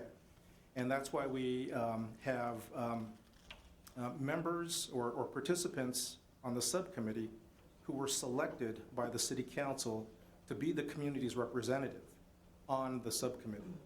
So again, that's what we've done in order to allow community participation. But again, keep it as a working group, strictly as a working group, to come up with these recommendations so that they can be forwarded back to the city council. I've likened it to, as I mentioned, a working group, which is not typically a public forum, whereas a forum like this, a city council meeting, is a public forum where there is a specific public comment section of the meeting to allow for public comments of any sort. Thank you, Kevin. With that being said, are you opposed to the public getting a few more subcommittee meetings and then getting to ask questions? This is all at the discretion of the city council. Is there any legal ramifications, Mr. Kavanaugh, or would we be in compliance with the law? You're fine. So then I guess we just need to hear from Diane. We have 2 questions, before you. I I was know, still and talking, not but at this that's okay. past meeting. The past meeting, it went from 6 to 8:15. The meeting prior to that, we entertained questions from the audience. Remember? Yeah. Okay, so I don't have a problem if our meeting ends at 7:45 and we have 15 minutes for those in the audience to address the committee. I don't have a problem, as long as the meeting's over by 8. How about you, No, I have no Councilmember problem Hoffmeyer? with, at the end of the meeting, having questions at the end of the meeting, not at the start. So you want a public comment, so you're in agreement with Councilmember Guillen's suggestion to go ahead and extend the subcommittee to December, and you would invite public comments at the end of the meeting for a 15-minute time period? As long as time permits. If the meeting goes over to 8:15, then they'll have to write their questions, and then staff can email them or address them at the following meeting. But the whole purpose of extending and having additional meetings is to give the public input. If you're gonna limit their input, what's the point of extending the meetings? So we're extending it to give them the opportunity to finally get to ask questions. Now, if we're extending it, I don't think we can say we're extending it, but you still don't get to ask questions if it's 8 o'clock No, comes we're not going around. to extend the meeting the meeting will be from 6 to 8 as always. Extended as far as how many, not the time. Maybe How what many you should- meetings? maybe Okay, what my you should do to misunderstanding. Additional accommodate- meetings? Accommodate her concerns about cutting them off, because that's what I think it is have the public comments at the beginning of the meeting for a 15-minute period, That way, that gets addressed before anything else does, then you could move into your meeting. That way, for sure, they would get their public comment time in. I think And the I only have no bad thing problem about with that, Lori, is when you have it, Peggy, I when you have actually it at agree the with you beginning on of the that. meeting, you know, it always extends longer and stuff like that. If you do it at the end, I say, I agree with what the mayor said. But If we you do put it a at the 15-minute forefront, I think limit that's on fine. it, Then Oh, yeah. however Yeah, I many don't have a problem. speakers can get up. I mean, I think you should stick with maybe your still time frame of 15 minutes, or you could look at, if you want to get more speakers in, moving that to 3 minutes, you know, whichever, so it's quantity over quality, whichever. So you could look at that, do 3-minute comment period time, that would allow you to get in, what? 5. 5 speakers, yeah. Okay, that's fine. I don't have a problem with that. I can go with that. So, extend the subcommittee to December, put a public comment time at the beginning of the meeting with a 3-minute clock for a period not to exceed 15 minutes. Okay? Do we have a consensus? Okay, Fine with me. works. Okay, now we'll go to the two public comment, we have two now for this item. We're still on item number 11. Ms. Sandra DeKay, would like to address the council?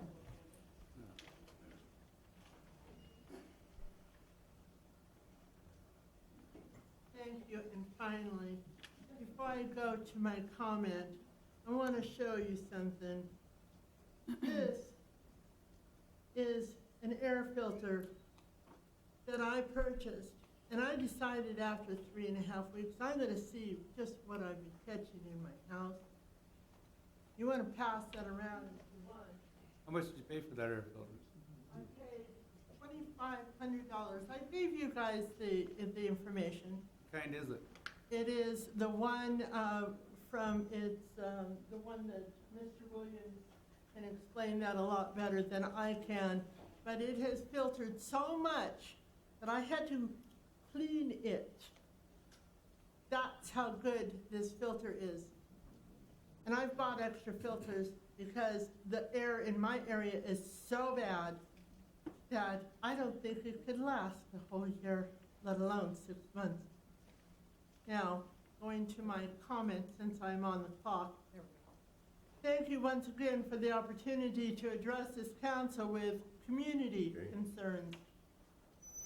For some time now, the city of Paramount has been using the firm called Tetra Tech to help with the assessment of and ultimately to develop plans to alleviate our problems with toxic contaminations from hexavalent chromium-6. According to county, state, and federal agencies, we've been told that considerable amounts of heavy metal emissions can travel for some distance through the air with the prevailing winds before eventually settling to the ground and into the soil, thereby causing exposure to chromium-6 through contact with through a person's nose, mouth, eyes, and skin. This could also happen through ingestion.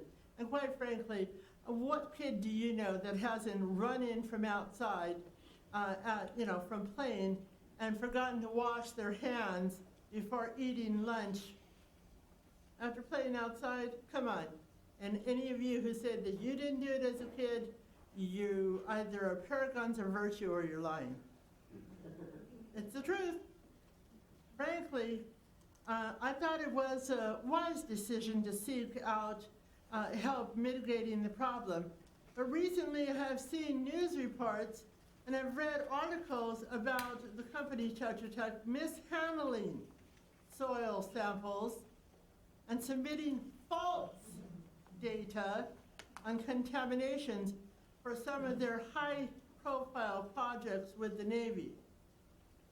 This came to light when 4 of their own specialists blew the whistle on Tetra Tech and their practices of cutting corners on procedures and safety for, to save money. Same thing most companies do. This is only one example of the many complaints against this company. So for all this company has done, so far, all this company has done for the city of Paramount is read back to us the same information that we can find on the South Coast Air Quality Management District's own website. Their own website. I, for one, do not believe that this is a credible company with the best interests of the city of Paramount in mind. We're buying a pig in a poke, and they should be replaced. Thank you for your consideration. Thank you. Okay, that was all. There's one more speaker card? Oh, we have one more Okay. speaker card. Yes, one more came tonight. Ms. Lisa Lappin, again, she spoke, but it's up to the mayor's pleasure to, she has a question for DTSE, for high school.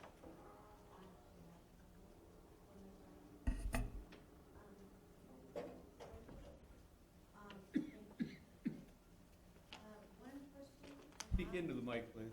One question I have is regarding what I saw in the Tetra Tech report that on Illinois Street in 2014, the samples that you and Carlton Forge's company that they hired, I forget the name, what's the name of the company they hired? Talk Strategies and DTSC took was high in hexchromium. So did you retest that spot? It was not, it was lead. It said in the report hexchromium, lead, and something else. It said that. I have to look at it, but I know there was a lead. It definitely said lead, but it said hexchromium on Illinois Street. So if you look back at that, it's in the city's I can website. check. That's where I saw it, and I was surprised to see it. So I'm wondering if it's true, was that spot retested? And if it's true, how can it be higher when you're head? Well, it's concerning that it's higher going in the direction west.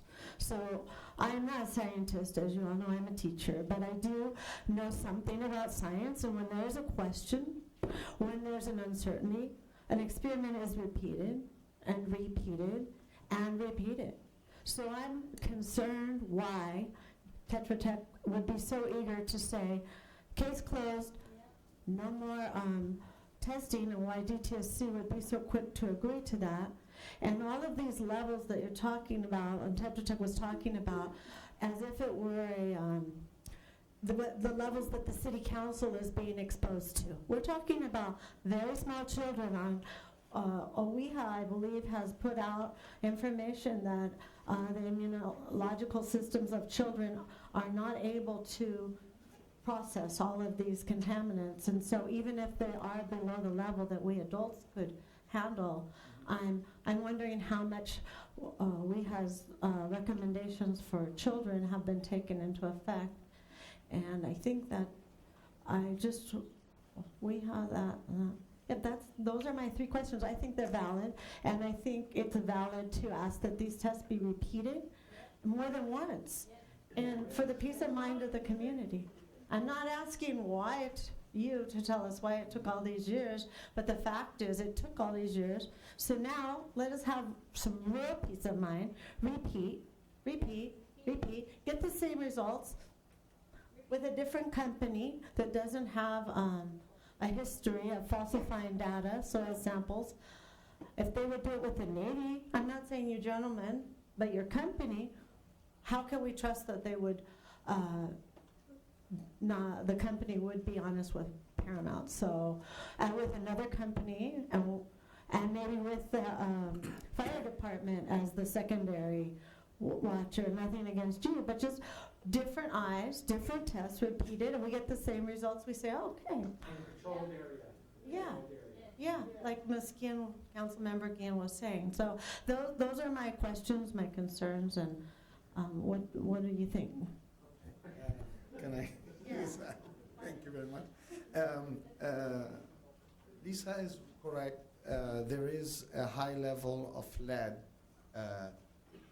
and that's what triggered basically us doing the village park. But it's across the street, and we kind of figure out where this is coming from. And this is one of the enforcement sites that we're going to be pursuing.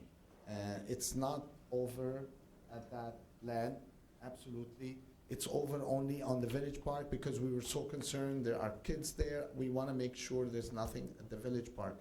But the other, across the street on Illinois, which is a little further from the park, we're still pursuing this. We did not close the case. We will not close the case. And there's other places we're looking at. But can you consider testing Yes, the yes, park yes. again?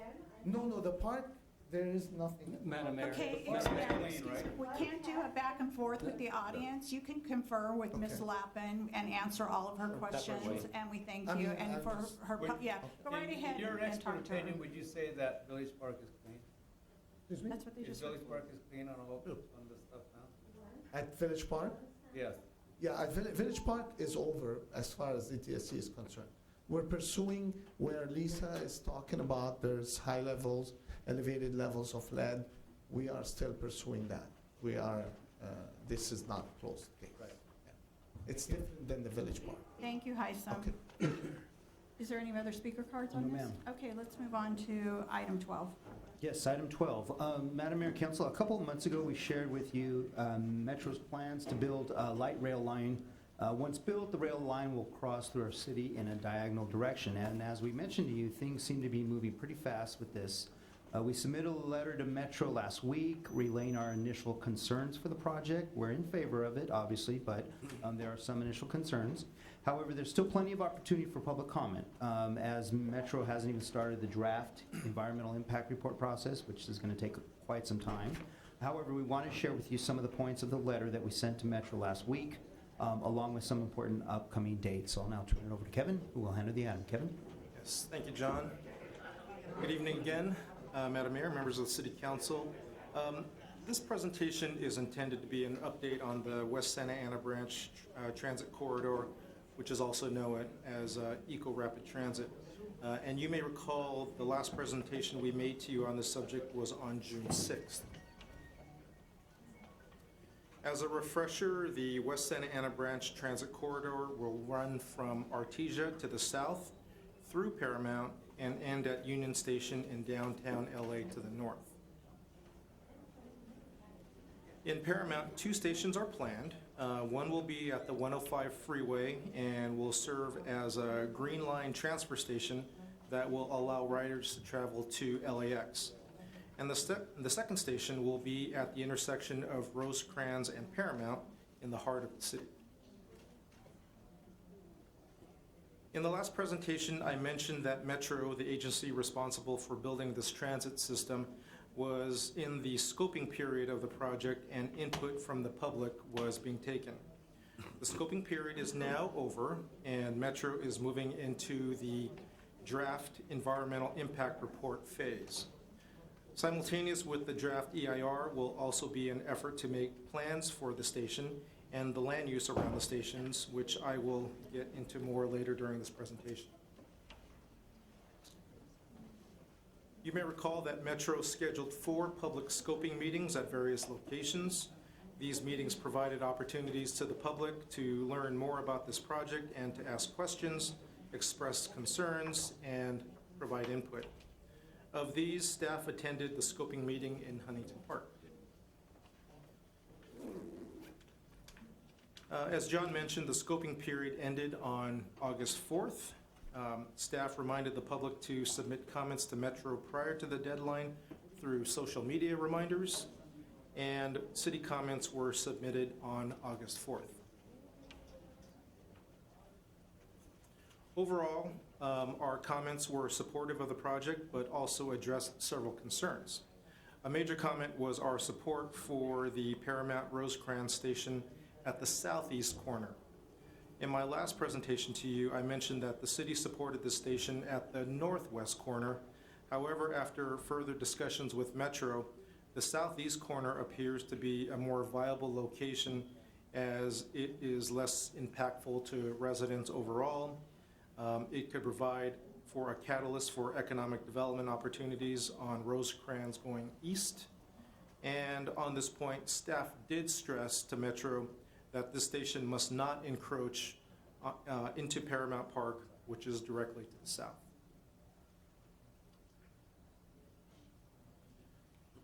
As part of this new rail line, Metro needs to build a new maintenance yard, and they have identified a portion of the swap meet property as a potential location.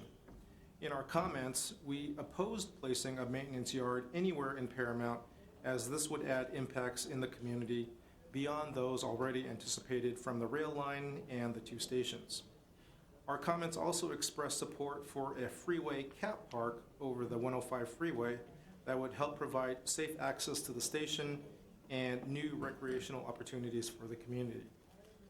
We also wanted to ensure that Metro minimized any environmental impacts to our residents during the construction phase.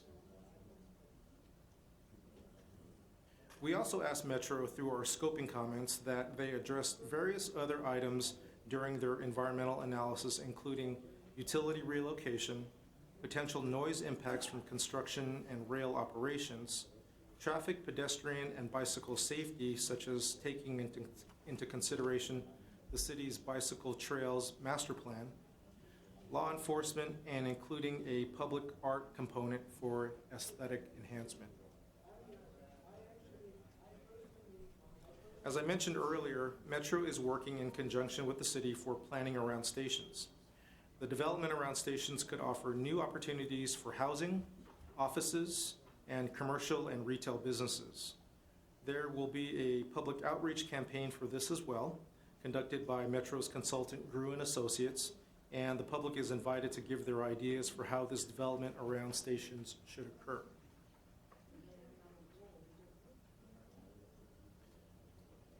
The big question is housing. How much of it should be built, and how dense should it be? It'll be important to get this aspect right through long-range planning, where local housing decisions can be made prior to the state dictating how and where housing should be built in Paramount. Again, community input will be critical to this process. After the consultant completes their work on the station area plan, a presentation will be made to the City Council, and we expect that in February of 2018. Following the station area planning, the city will have to adopt a specific plan, which is a special zoning for a specifically defined area, in order to accommodate housing and other development. This will be at least a 2-year process for the city to complete, and hopefully there will be funding available through Metro and/or SCAG for this work. But we're not here tonight to determine the future, but we do want to get everyone involved. Whatever decision is made over the next few years, we just want to ensure that there's quality development. The city doesn't own the land, so we can't force specific developments. What we want is to help the most beneficial development for our community by creating flexibility with our land use. These photos that you see here are just a few examples of developments that could be used around stations. At the bottom left, that's El Segundo, which shows a contemporary designed housing complex, and that is right behind where the Lakers training facility is. At the upper left, that is in Chinatown, and again, that is another example of a modern housing development which is next to the Gold Line station. In the upper right, that is a mixed-use development in Pasadena at the Paseo, Colorado, excuse me. And at the lower right, that's a mixed-use development in South Pasadena adjacent to the Gold Line station. So again, these are just examples of what could be developed around our stations. As part of their outreach, Metro sent out these flyers today to about 5,000 households to inform residents about events where they can obtain more information and provide input. Metro staff will be on hand at our summer concert this Thursday at Progress Park and at the Farmers Market on Friday. And they will also hold a community workshop at the Community Center on Saturday, August 19th. And here again, just to reemphasize, the community workshop will be held at the Community Center on August 19th from 10 a.m. to 1 p.m. And we will be helping Metro get information out on these information opportunities through our social media platforms. And finally, for more information about the West Santa Ana Branch Transit Corridor, the public is invited to go to www.paramount.southgatewsab.com. And that concludes my presentation, and I'll be happy to answer any questions.